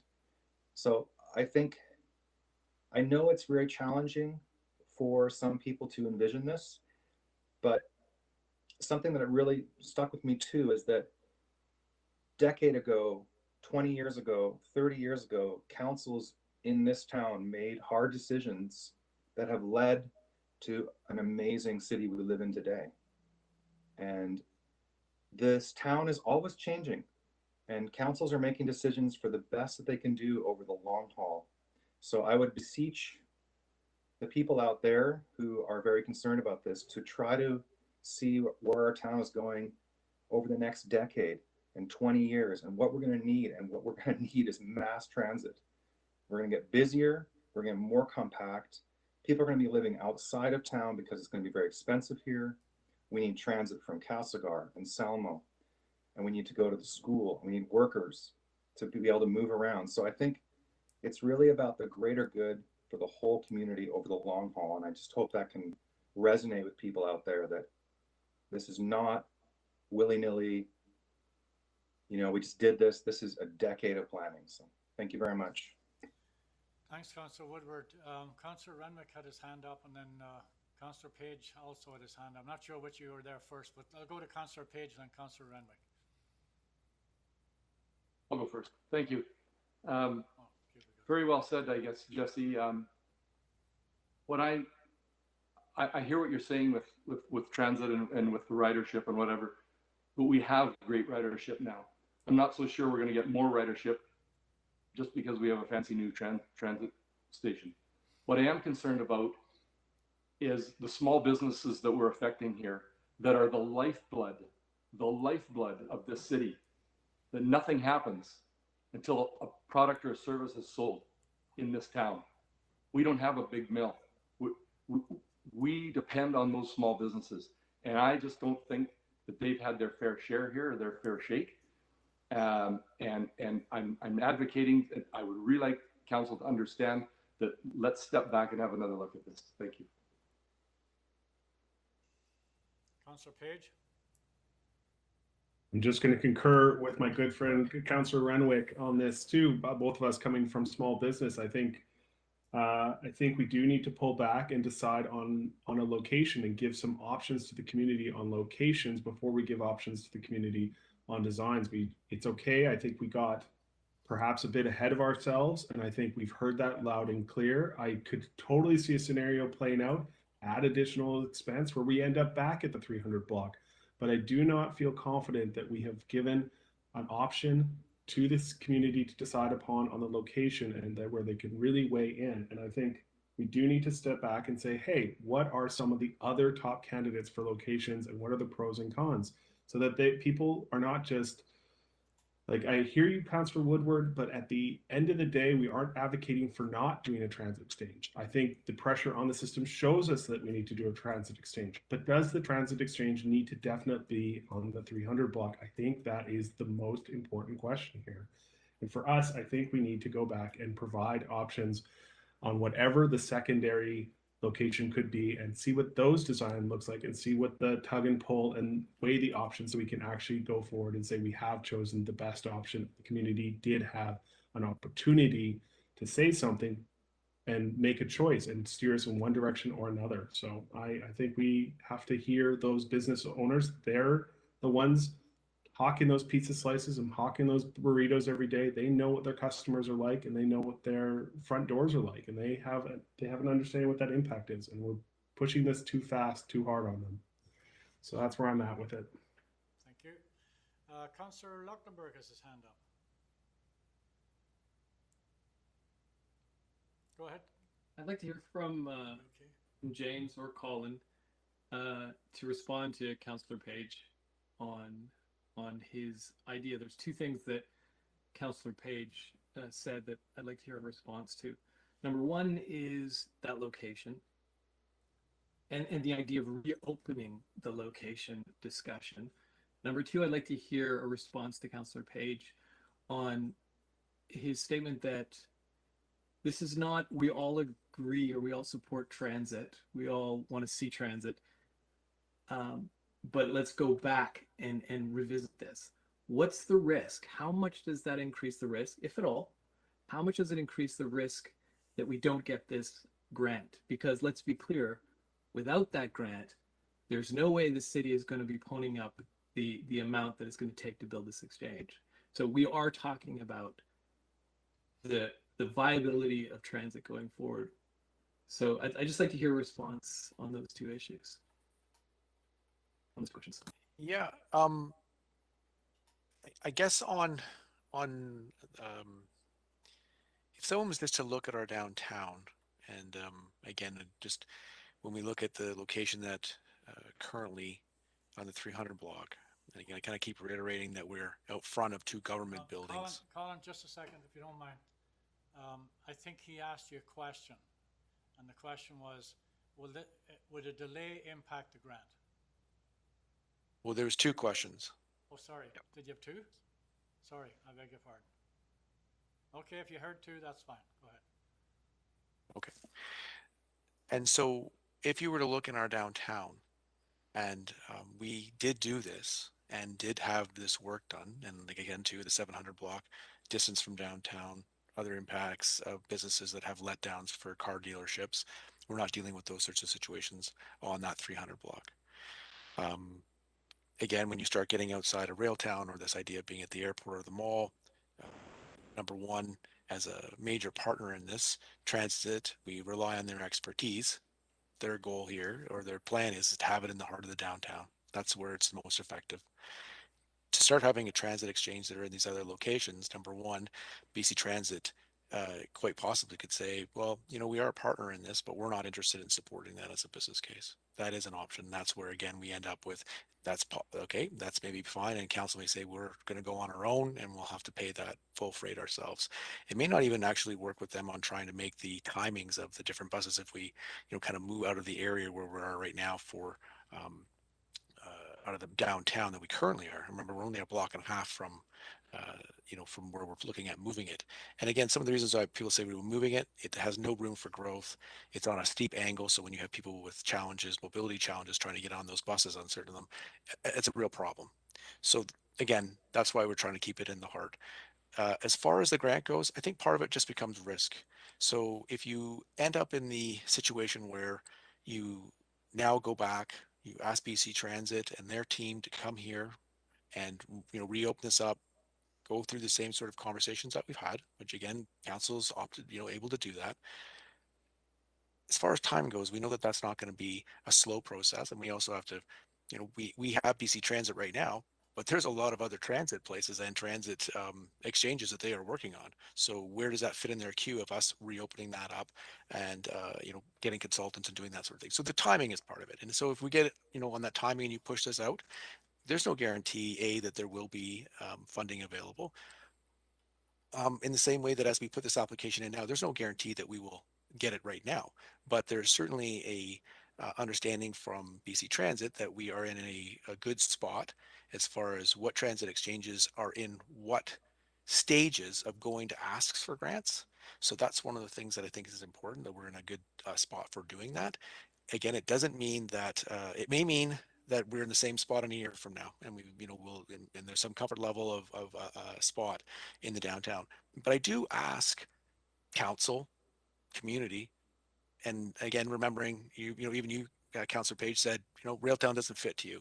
Okay, other people think it does, and then then doing shuttling, and someone else would say, well, Nelson Chrysler's not going to be happy about having all of their car dealership all blocked up with buses, and what is that going to look like? And so if you were to have that conversation, they would say it doesn't fit down there. It's too far away from the downtown parking, blocking businesses from doing their business. So even if you thought in your mind, just kind of, we don't have a very big downtown, but it's a nice, good, solid downtown. If you really thought about where you're putting that exchange, and you kind of think it's not going to be on Baker Street, and that sort of thing, you might find a corner somewhere, but which corner would you choose? We already know that we're on a steep corner, and that's one of the reasons we want to move off of it with no expansion. If 700 block doesn't work and Railtown doesn't work, so now you're starting to move down into other locations and outside of the downtown. So I guess I would, even if you step back and said, okay, well, 400 block, well, we talked about 400 block, narrow sidewalk, having to cut in, build a retaining wall, those sorts of things. Obviously, the next block up into Victoria is not going to be another location that's going to be really fit with how tight it is there. Not a lot of room, new building being built there. So you start to kind of almost by a process of elimination, you really start coming back to this as a location. In particular, some people are saying that they're concerned about the businesses there, and I hear you, but certainly if there was a business that coincides with having a transit exchange, it is those kind of grab and go sort of meal opportunities. So again, take that into consideration. Some may feel that there's parking as an issue. Well, again, part of the subject too is being able to deal with some of the parking. We have gone down and done a little bit of reconnaissance, and we feel that there's a number of parking stalls that we can actually create out of what's currently there, with a bit of a relook, a revision of that intersection at Kootenay and Falls, or Kootenay and Victoria.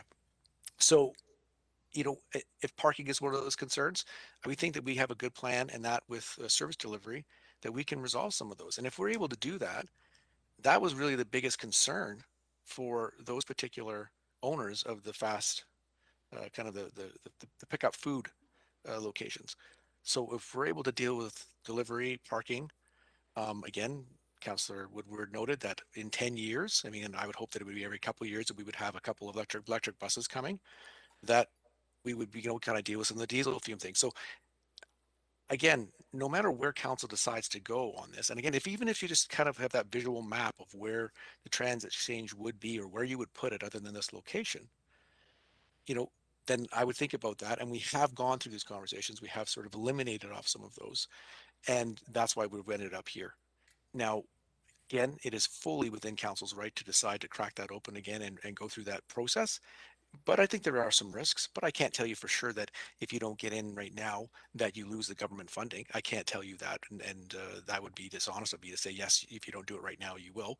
But I do know that based on our conversations with BC Transit, again, reiterating that where we are in the queue for those that are lining up for getting the funding and putting these applications in, we're in a good spot.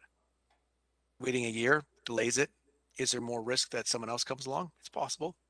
But I'll maybe defer that question right now to Mr. Westworth. I noticed he had his hand up.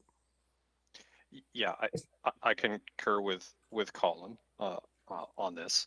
Is our capital plan, we use it for the transit exchanges and funding the transit operations and maintenance centers, and for our fleet replacement and conversion to battery electric bus.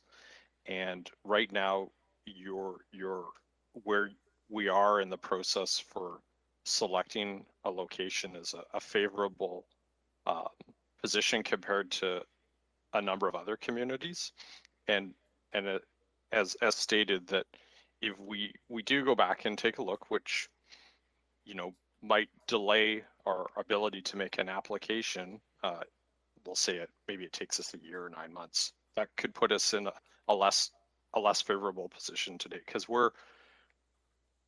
we can't fit everything that we want to do into the capital plan that we have. So there's things that are always coming in and out of it, and it's just, the longer we delay, the less favorable the position could be. And I can't say for sure either way. We still have to do the business case and make the grant, but right now is a good position, and it could change the longer we take. And I can just add that we've been on this list for 4 or 5 years now to get to this design being developed and this get to the business case.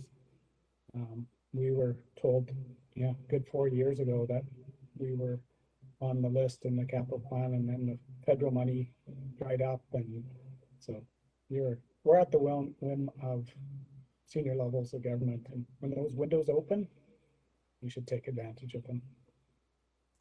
Thanks, Kevin. Our next two speakers are our newest councillor, Councillor Charlwood, and then Councillor Morrison.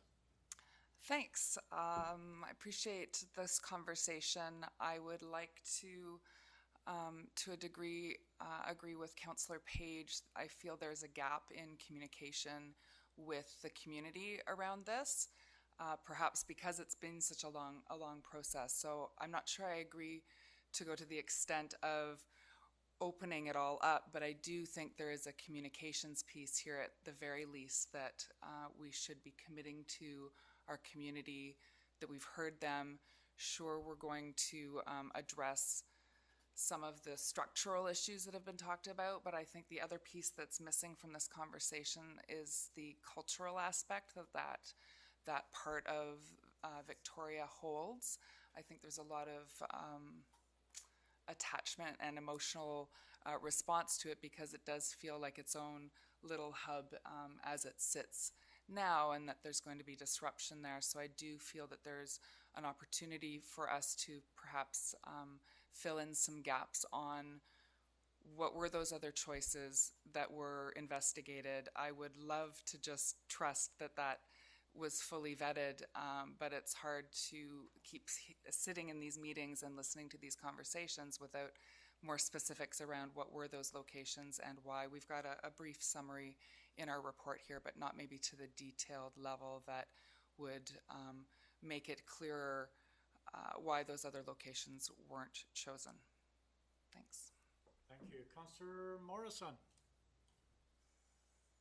Thank you, Mr. Mayor. So, listening to the discussion of my colleagues around the table, I have no particular issue if council wants to revisit how we have gotten to the 300 block as our choice. We have a new councillor.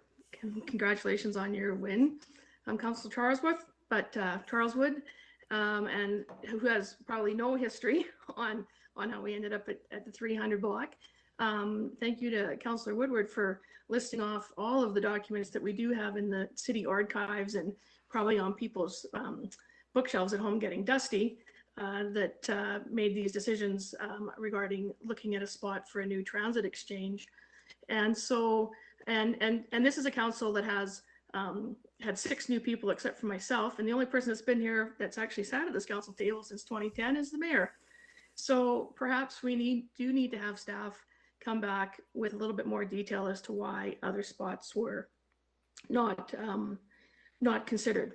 I'm going to state my position on this site, and I'm sure my email box will be flooded tomorrow morning. And that is that I'm actually in favor of the 300 block. I have, for those of you who may know, a few of my councillor friends know here that for the last month I've been on vacation because you can't go anywhere in COVID.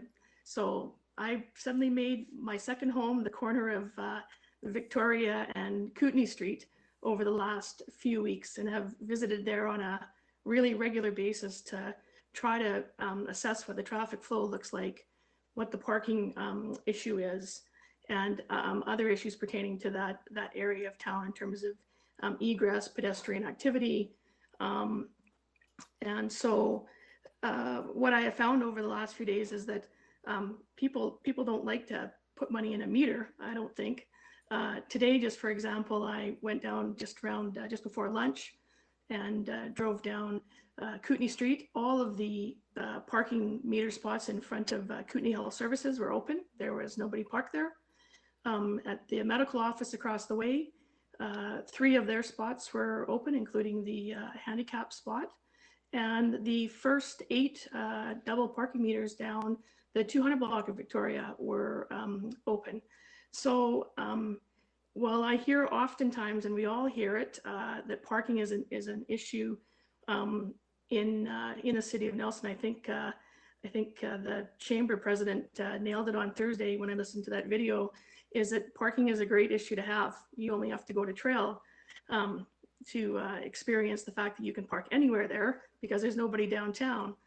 And parking is often, in my mind, it's a little bit of perception because I am a car driver. I do not use public transportation. And when I go downtown, I want to park in front of the building I'm going to, and I don't want to park anywhere else. So when I can't park in front of Home Hardware, I, in my mind, believe that there's a parking issue in the city of Nelson. It's a small downtown, and there are times when every one of those parking spots I mentioned just now are also probably full of parking. But I would like to see us work with these stakeholders in this area to see if there's some other mitigation around parking that we can help them with. But like I say, over the last 2 weeks, I spent an hour and a half down there on Monday over the lunchtime. I saw the lunch rush both at Thor's and at the taco restaurant. It was really impressive. As a matter of fact, I wish I owned one of the 2 of those places because maybe I'd be able to retire. But most of the people stopped on Victoria were there for a short stop. A lot of people were illegally parking while they ran in to grab their taco or their slice of pizza. I saw a delivery truck come. It was there for about 6 or 7 minutes. And the traffic kept on moving well, I felt. And so I think that we can work with the stakeholders in that area.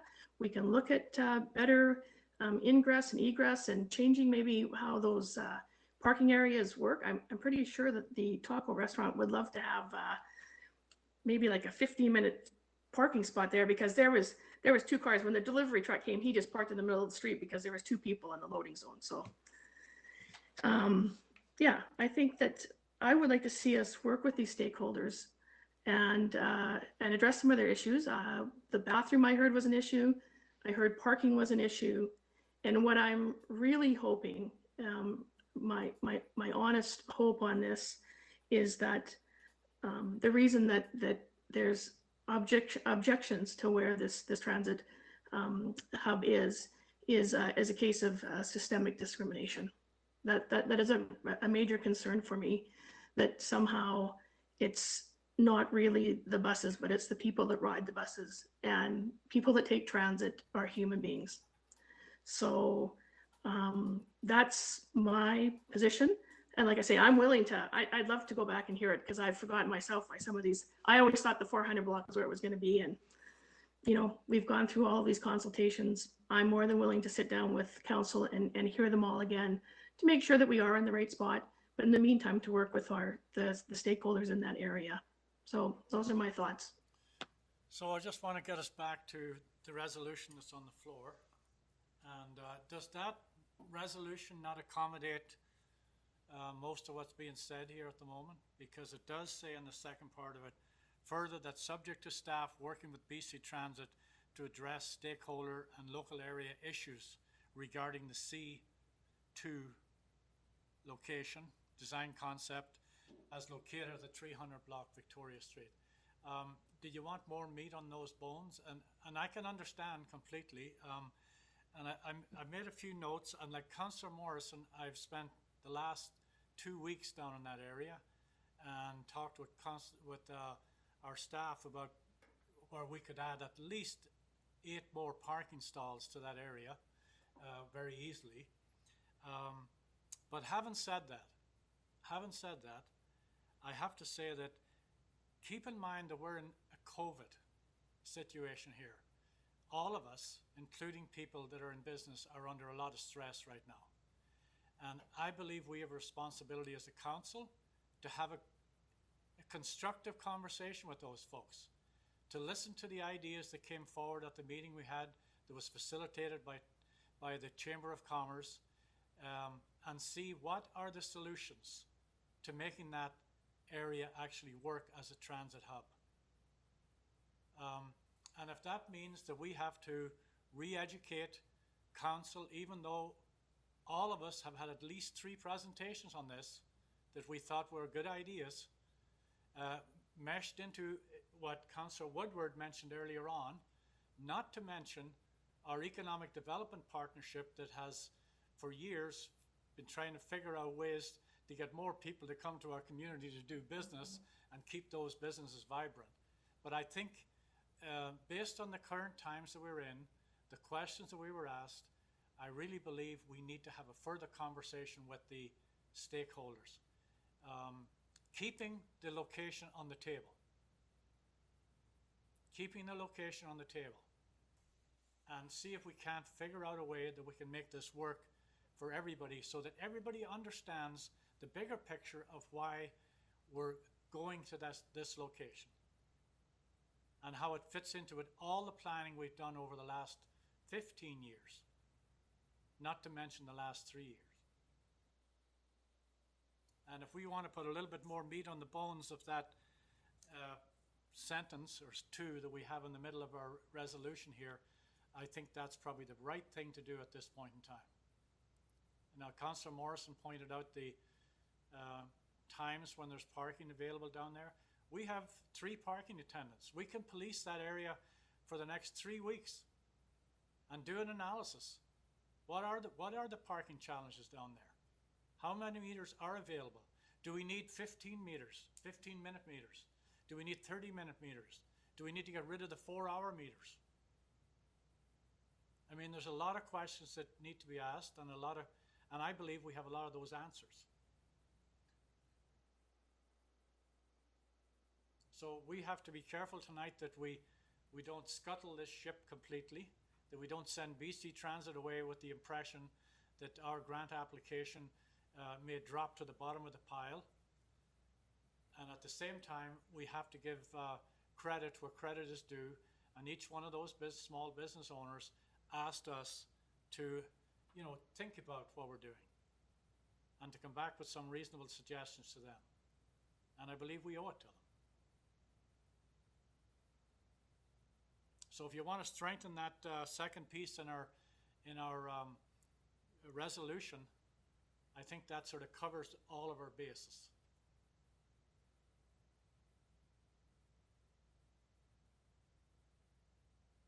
Councillor Woodward?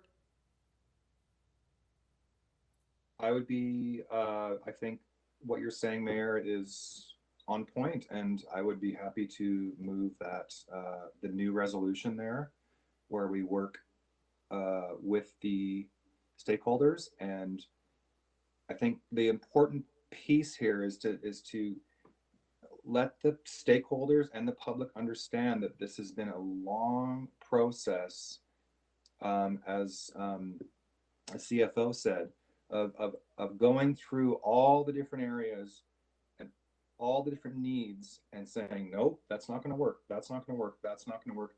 This is going to work.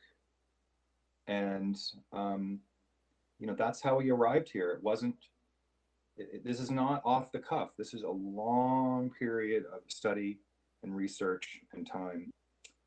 And I really have to emphasize once again, we're doing exactly what our community has asked us for a decade to do, which is to increase mass transit and to have a better efficient exchange. So I'd be happy to put the motion on the new resolution.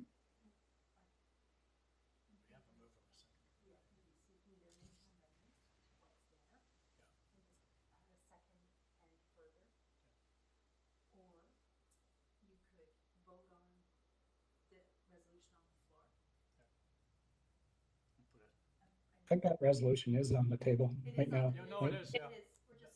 That's what Sarah's saying, but if there's a willingness on council to put, to add more strength to this second piece around working with the local business community to, let's get to the bottom, really to the bottom of the concerns.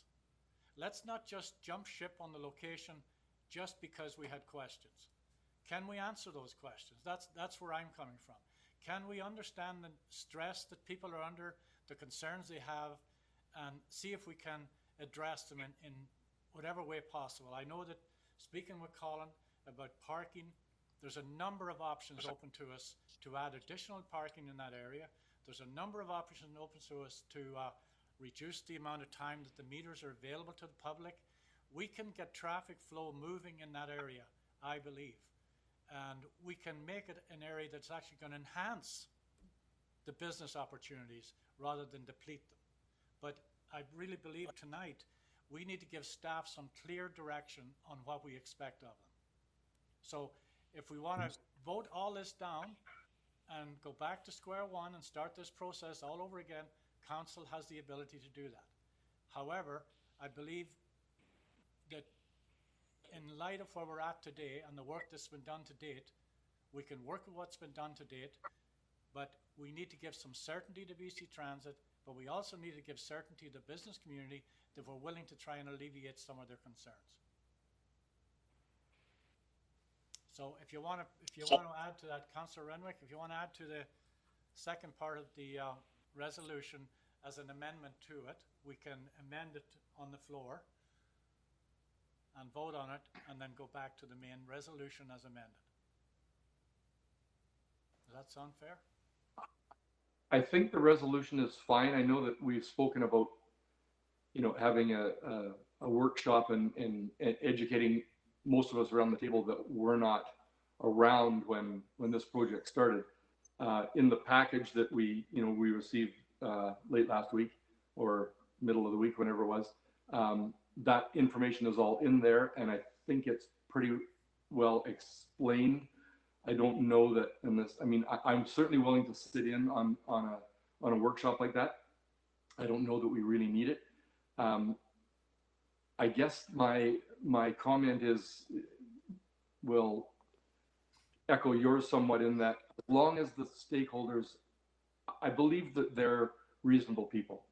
And this is a change to them, and we all know, we've talked about it before, it doesn't matter where we move this, we're gonna have this conversation. Doesn't matter where in town. As long as we are engaging them, keeping them abreast of what's going on, I think that, begrudgingly I say this, I think that we can probably come to an agreement, but it's so important to stay engaged with those people, because there's some mistrust right now that this was jammed through, that they weren't consulted. I think they had a good consulting day with Amber and James the other day. I think that helped, but nonetheless, moving forward, I really feel that it has to be a strong conversation with these folks. Thank you very much. Okay, so I think Sarah's suggesting I call the question here, but I think there needs to be a little bit more strength to that second piece. Now, do you have any wording you could, I believe we need to send a signal to the provincial government through BC Transit that we're still in the game, and we need to send a signal to staff that we have expectations that there's going to be a conversation with the neighbouring community and we're going to show them options to alleviate their concerns. Can you read the motion again, Something please? like including ongoing consultation with the businesses in that block. That's what I'm hearing from council is to make sure that's a robust, it's not just a, it's a robust consultation on addressing the concerns that they've raised in that area. Not the location, but the concerns. If you want to add something like that, I don't know what additional that you would add. Certainly this has to come back to council. Yeah, I think it needs to be clear to So that our we- staff that, you know, they need to start exploring options sooner rather than later. And, you know, take this stress and concern out of the equation completely, because it is causing stress on people. And, you know, Colin and I have already discussed some of the options that are potentially available to us down there. Let's get them down on paper. You know, let them get them down on a plan and see if we can create an environment where there's an opportunity to alleviate some of those challenges. I think that's what I'm. So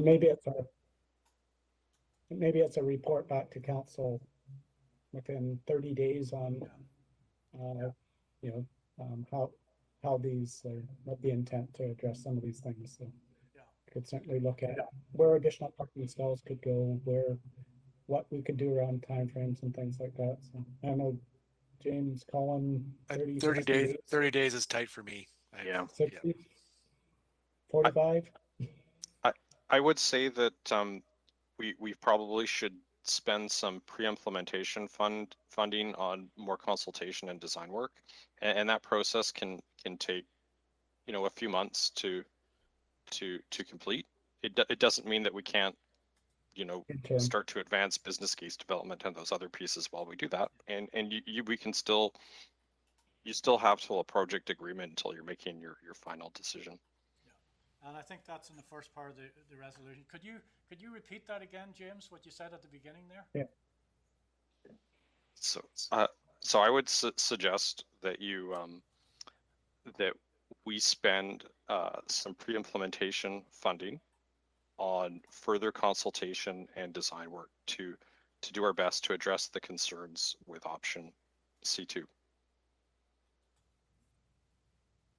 and report back to council at an appropriate time period that is not a rushed process. I'd really like to hear the entire motion when you're done there. Thank you. Yeah, Sarah's working on that right now, and that'll be under the further that.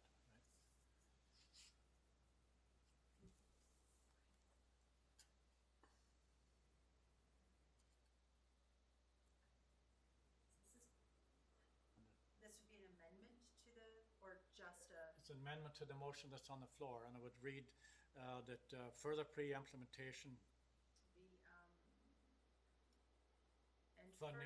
funding.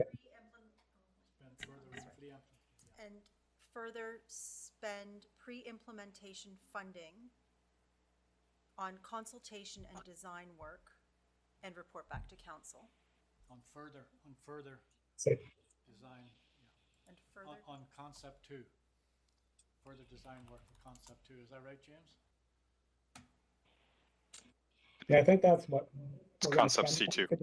So the resolution probably is that did you say implementation? Yeah, pre-implementation. Yeah, work be completed on consultation and design, because the funding is spending it, you know. It's the work that you're actually asking us to do. Okay, so fund pre-implementation. Well, I don't think you need to have fund. I think we need to actually complete, you know, some pre-implementation, additional pre-implementation work, which includes further consultation and design as part of the, you know, the whatever it ends with. Yeah, as part of the C2. C2 preliminary design. Okay. Yeah, C2 preliminary or C2 design work. Okay. Or C2 location. and report back to council. Yeah.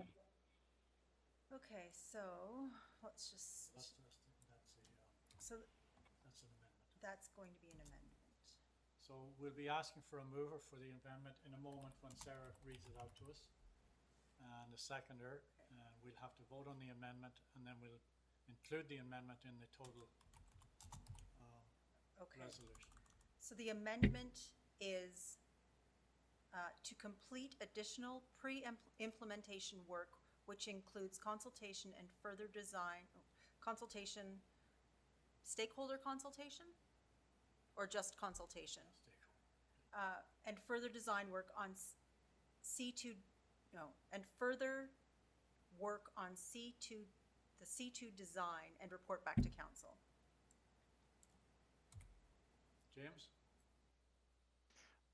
I don't want to get too much into your motions because it's your motions, but quite often we ask for an approval in principle, and then that piece of work, but that's up to your council. We'll put that up front, then we could put approval in principle for further. So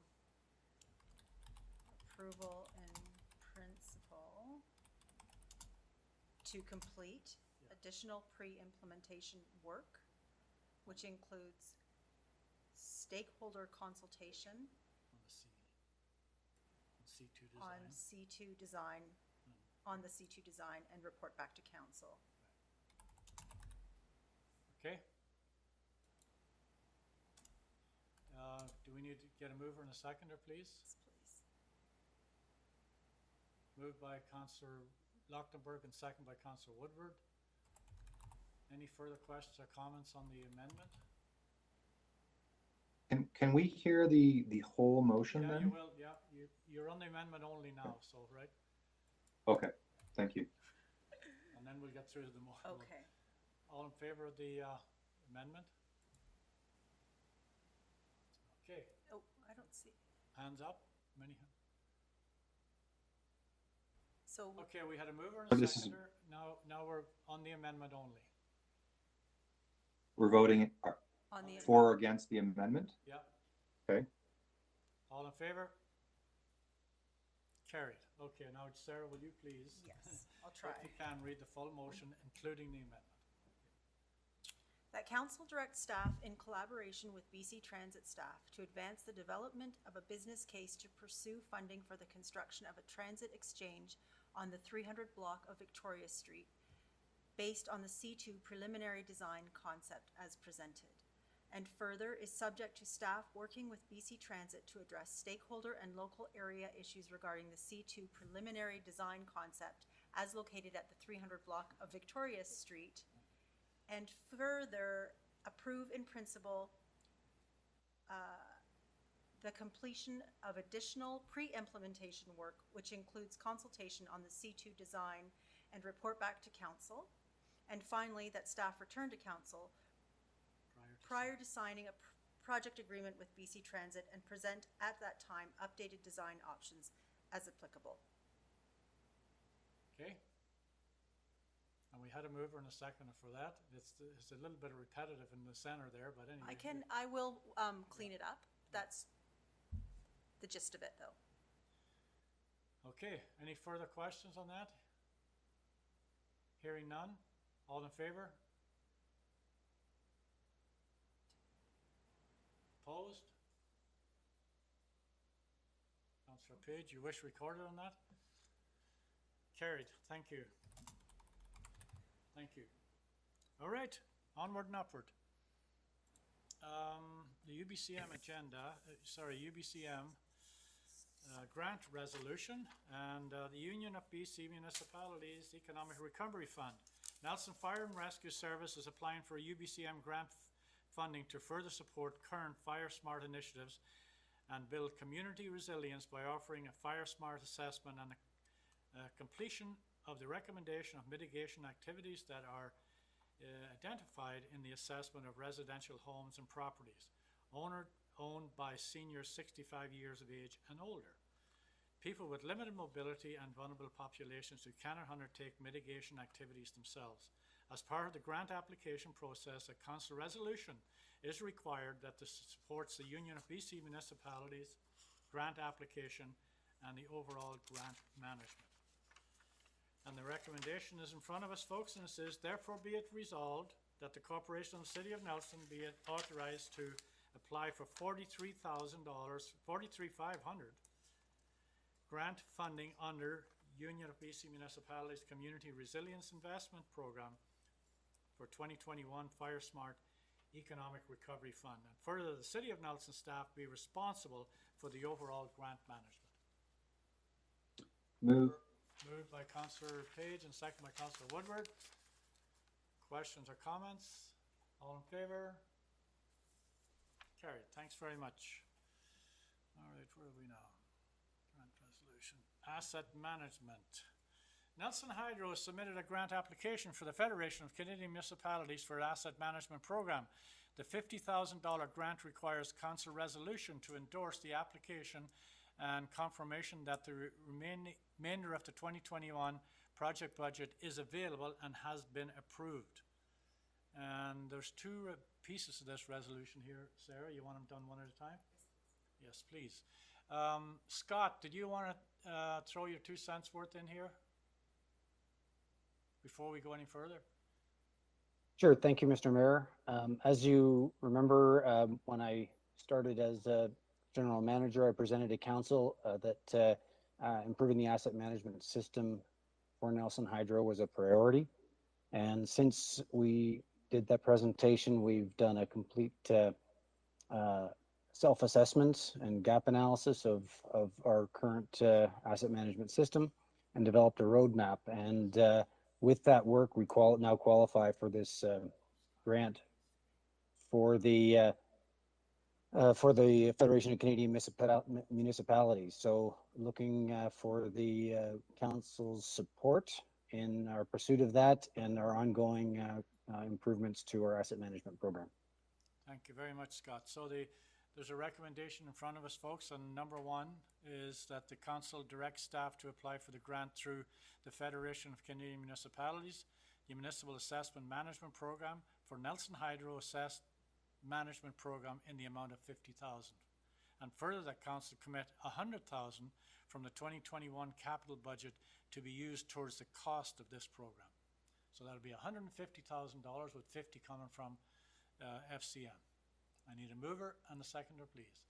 Councillor Page and Councillor Charlwood.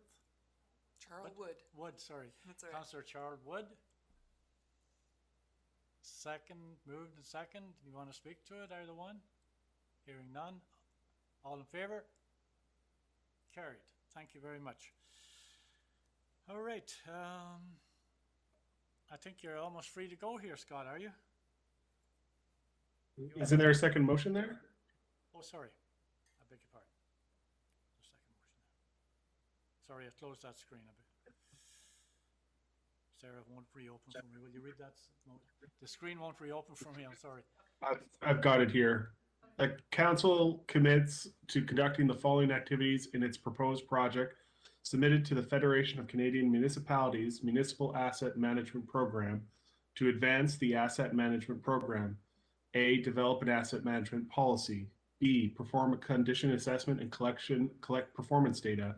And C, develop an asset management plan for generation assets. Mover and a seconder. Since you read it, maybe you'll move it. Okay, Councillor Page and Councillor Renwick. All in favour? Carried. Thanks very much. Thank you. All right.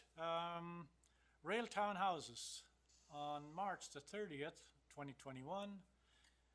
Special budget meeting.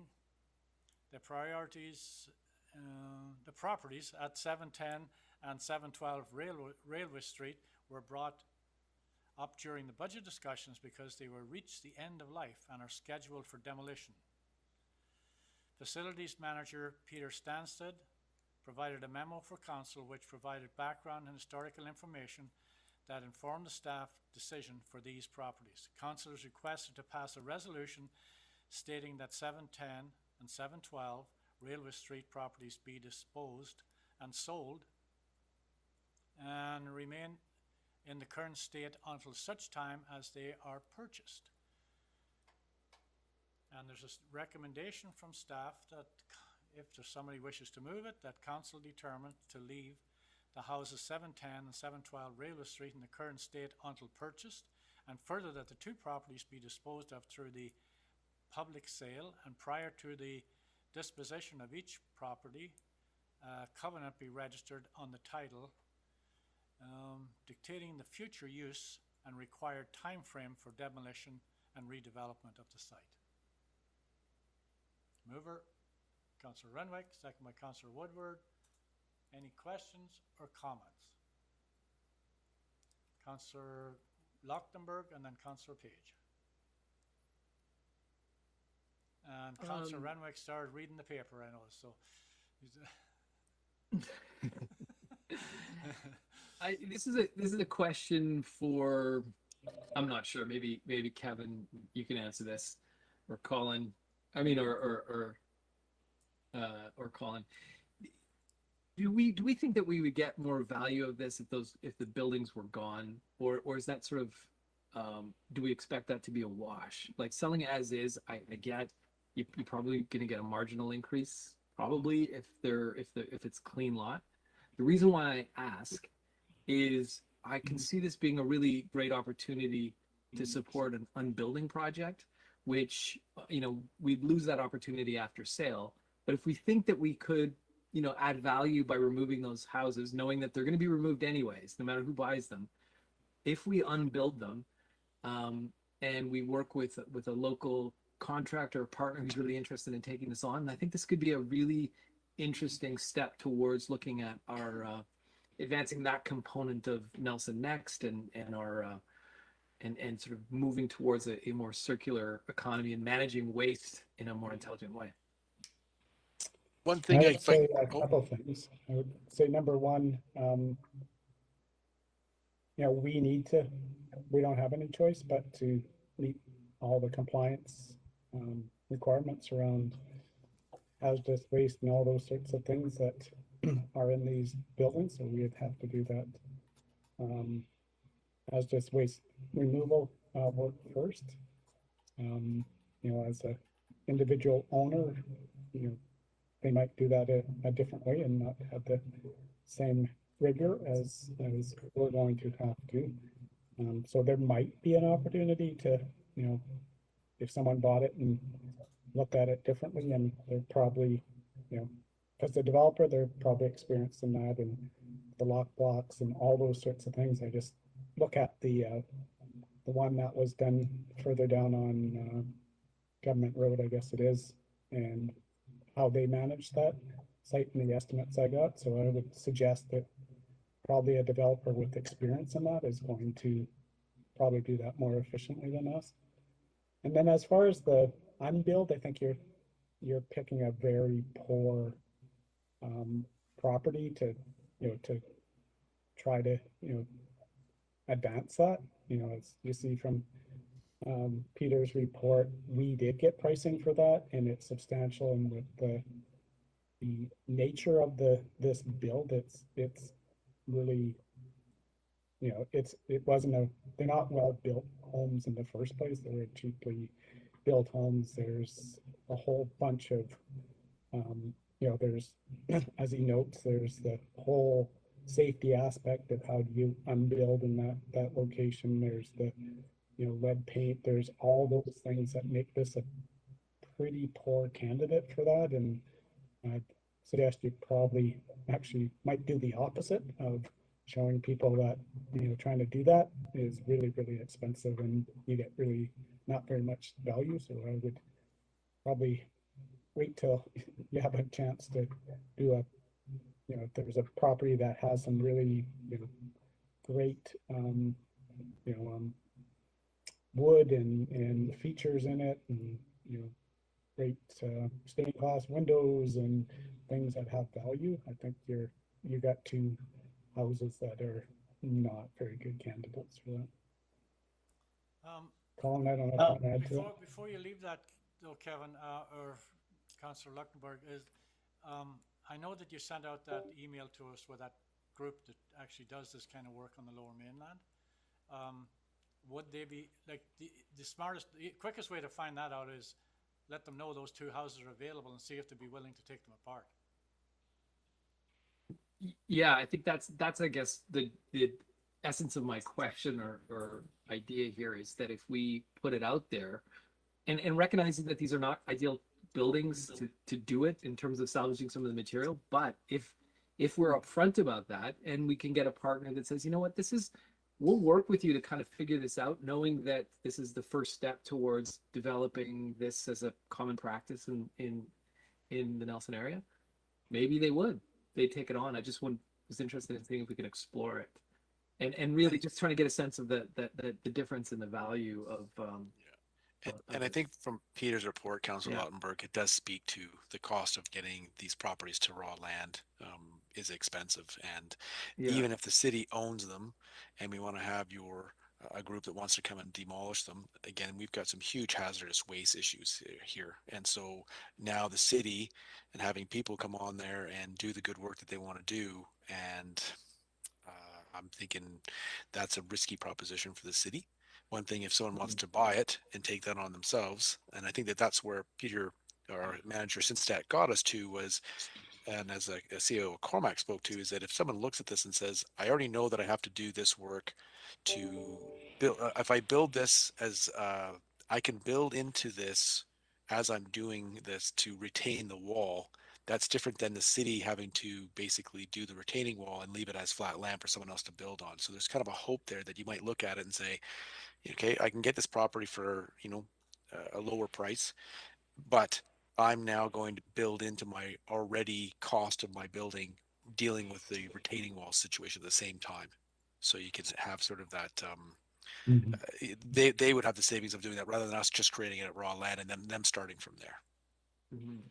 What I guess what wasn't clear to me from Peter's report, and I apologize for not maybe understanding it, was the value of those as raw land, like in the end, because it seems to me if somebody's going to buy it and price it out the way Peter's priced it out, they're going to be like, who's going to buy this?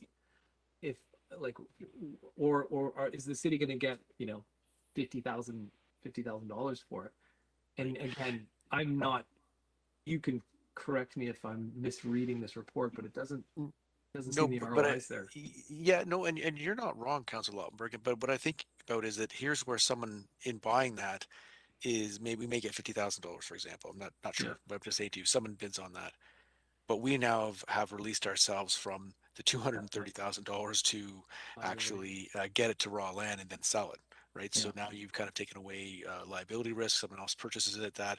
The whole risk of having to deal with the trees that are above. You notice how many trees need to come down and worry about the neighbors and that sorts of things. So you put it in someone else's court. And if there's anything that we've seen, and as you talk frequently, the spirit of being able to do something differently in our community, finding a way to be creative in doing that construction where they can take care of that.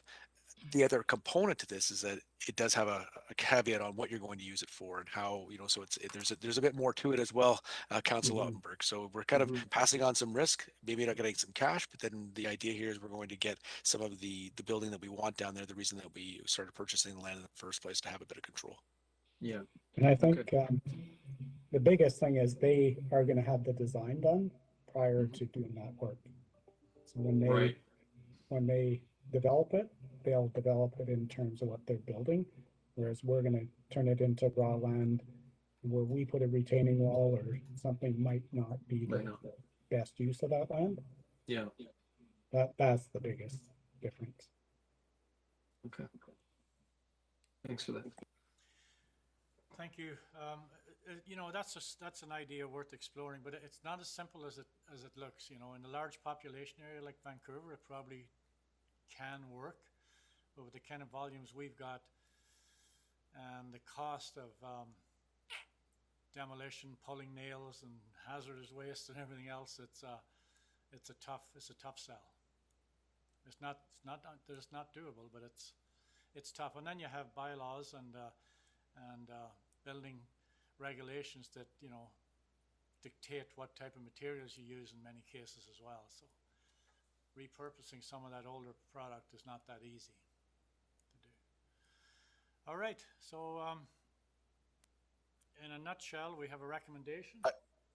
I believe Councillor Page had a question. Oh, sorry, Councillor Page, go ahead. Yeah, we just kind of, I think we lost the speakers list there for a bit. I don't see the pressure for making a decision at all. I would ask council to simply defeat this. I think we're packing the two houses together. When we look through the list, much more of the hazardous waste concerns exist in one of the building than the other. And the number one recommendation from Mr. Sinstat was to just leave them as is for now while we explore options. We haven't really ever heard what their cultural significance is. We understand that there are some issues. We don't necessarily need to decide that we're going to sell them off and do something with them. There's no pressure on this particular situation. This was born of a discussion on what we should do with all of the buildings around town, of which I think we're comfortable with a lot of the other ones that need to come down, coming down. So there are some questions around here, and I just simply don't see the urgency of bringing this back so quickly when we still have not really heard what they could be. Because I think we're just so tunnel visioned on taking them down that I think there is we are the heritage city, and there is a heritage opportunity here, especially in an area that needs revitalization. So I would say simply defeat this and leave the status as is until we can get some satisfaction on the fact that we could maybe do something a lot neater and cooler down in Railtown with one of these buildings. Councillor Lachtenberg, thanks, Councillor Page.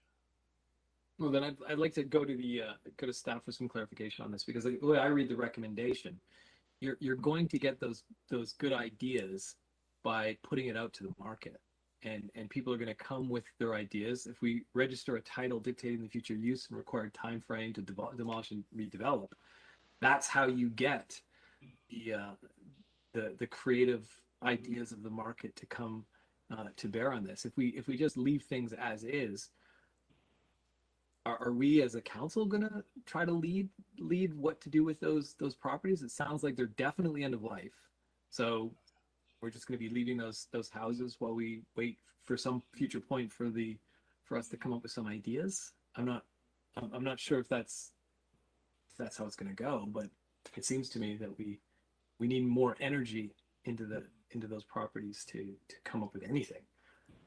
So.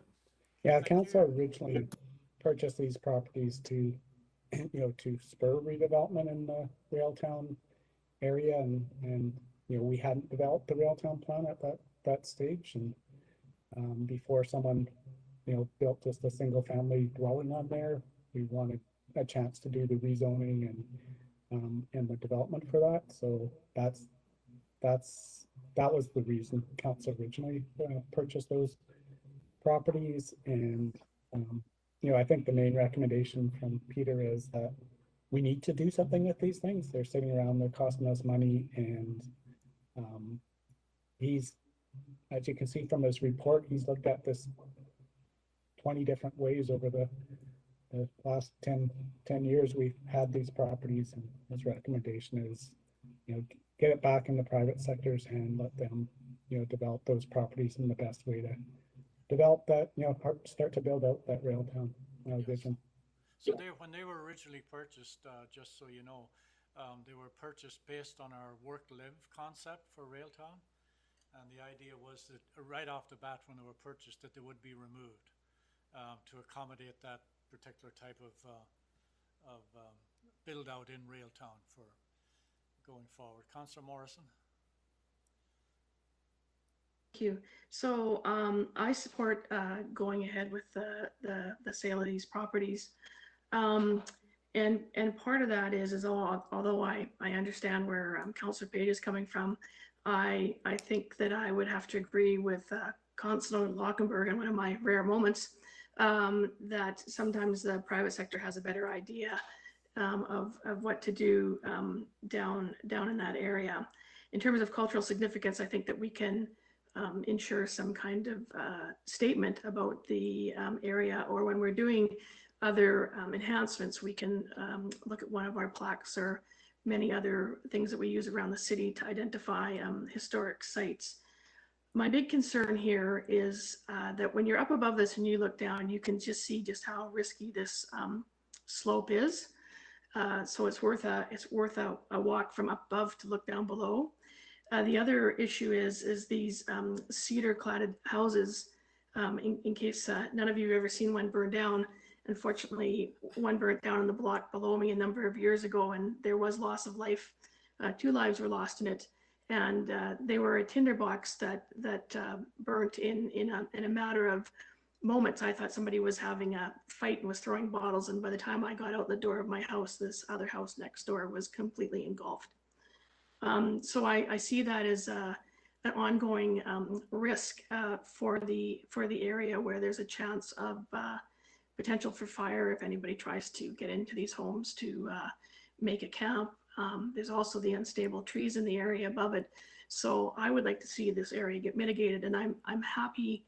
I was always concerned that we were going to tear them down and that it was kind of going to be there, but I like the idea that we're going to build some timelines in regarding demolition and stabilization of the bank into the agreement to sell these properties. So I'm fully in favor of this and look forward to seeing what could be there to enhance and attract further development in the Railtown area. Thank you. All right, any further questions? All in favor of the resolution? 1, 2, 3, 4. Carried. Thank you very much. Okay. Election results. 2021 City of Nelson by-election was held in Nelson on the 27th of March 2021 for the position of one councillor in accordance with the Local Government Act. The Chief Election Officer, Sarah Winton, is submitting the required ballot accounts report and for council information. So there's no resolution. Oh, there is, right? That council passed the following resolution: that the results, together with the ballot accounts for the 2021 City of Nelson by-election, be received and submitted by the Chief Electoral Officer. It was close. Councillor Page and Councillor Morrison moved in second. Did you want to speak? Either one of you? No? All in favour? Carried. Thanks very much. All right. Welcome, Nicole. Thank you. Reports. Welcome, Just Nicole. an easy meeting to start your night, your time. Reports. You'll be happy to hear that that neither one of these are opening up for me. So if oh, here we go. Which one is the first one? Reports. Yeah. Information items, right? I'll move the 3 information items there, 1 from Financial Department, 2 from Development Services, and 3 from the Nelson Public Library. Thank you very much, Councillor Morrison. Moved on, seconded by Councillor Charlwood. Hey, only one meeting. That's All great. in favor? Oh, sorry, Councillor Page, you had something to say. Sorry. I wanted to pick this one up for Councillor Renwick. He usually carries the ball on Amazon. But I had to say there were quite a lot of purchases of Amazon this round, and it's usually not so many. So I don't know. Have we changed our tune on Amazon here at the city? I would like It's to jump actually- in here. It was Councillor Anderson that was all over Amazon, not Councillor Renwick. Thank you very much. The other pretty one, right? Of course. Councillor Page, actually, where we find a majority of these purchases from Amazon coming is the library. So, as someone that actually is on I the think that's library, you. you might want to take that up. And again, there's obviously reasons for that, for books and stuff like that. And we do see the youth center, and believe it or not, garage is also our maintenance fleet is another place where we seem to be able to get things that we can't get at other places. So again, we reiterate. I know that you know that we do our best to buy local, but so. How's that humble pie, Keith? You stay tuned for the library minutes. They will be. Well, there are times when Amazon actually works. Believe it or not, yeah. And this is a prime example of it right here for the good old library. All right. Yeah, how does that humble pie taste? Oh, I eat it all day. It's good for the soul. Okay, Well, you thanks. saw the highlight. Can you All see right, the I think highlights in the everybody had their report? hand up to pass those, so we're all right. So, Culture Development Committee and the Public Library Board were the other two for minutes. If there was anything you wanted to pull out of those minutes, you're welcome to do so. If not, somebody move receipt. Councillor I'm Woodward. just. Okay. No, hold on. We're going really fast here. We're getting close to 10, I guess. I just wanted to point the community out to the Nelson Library report, which is included in your package here. That's a once a year annual report, and it gives, especially this year during COVID, with our digital transformation stuff in play in the tech hub, there's been quite a lot going on at the library, and a lot of great opportunities for people to access the new digital services because of COVID and the adjustments that have been made. So I would, if anyone wants a little bit of light reading, it's certainly accessible, but there's some great stuff on what our library has been up to. So a little bit more than our normal report, but well worth the read and the time. Thank you. All right, mover and a seconder for receipt of the minutes. Councillor Woodward and Councillor Morrison, all in favour? Carried, thanks very much. Is that it? That's it? All right. Nicole, thanks very much. Good to see you and welcome aboard. Thanks, Mayor. And thanks very much to Sarah, Colin, Kevin, all of our staff that came tonight to help us out with our meeting, and very special thanks to Councillor Woodward. I just wanted to say I really appreciate the debate around the table tonight. I thought it was, it was deep, it was well thought out, a lot was thrown in the soup tonight. There's some complex issues out there, so I just wanted to thank you for the team effort. Thanks very much. All right, Councillor Renwick. Thank you, Mayor. I just want to comment on what you said at the start of the meeting, and because volunteering is near and dear to my heart, and I truly want to acknowledge all the folks in Nelson that volunteer, and just without trying to name all the projects, look at what's been done in our town recently with volunteerism. Queen Elizabeth Park, Lions Park, the tennis courts and pickleball courts up behind the high school, all the great work that's done at Touchstones and the Capitol Theater, all those people that make those things work. I mean, they're endless. They're just endless projects, and it saves us, the taxpayer, a ton of money every year. And we couldn't do it without the volunteers. So my hat's off to them, and anybody that's still watching, if you see a volunteer, thank them for what they're doing. Thank you. Thanks a lot.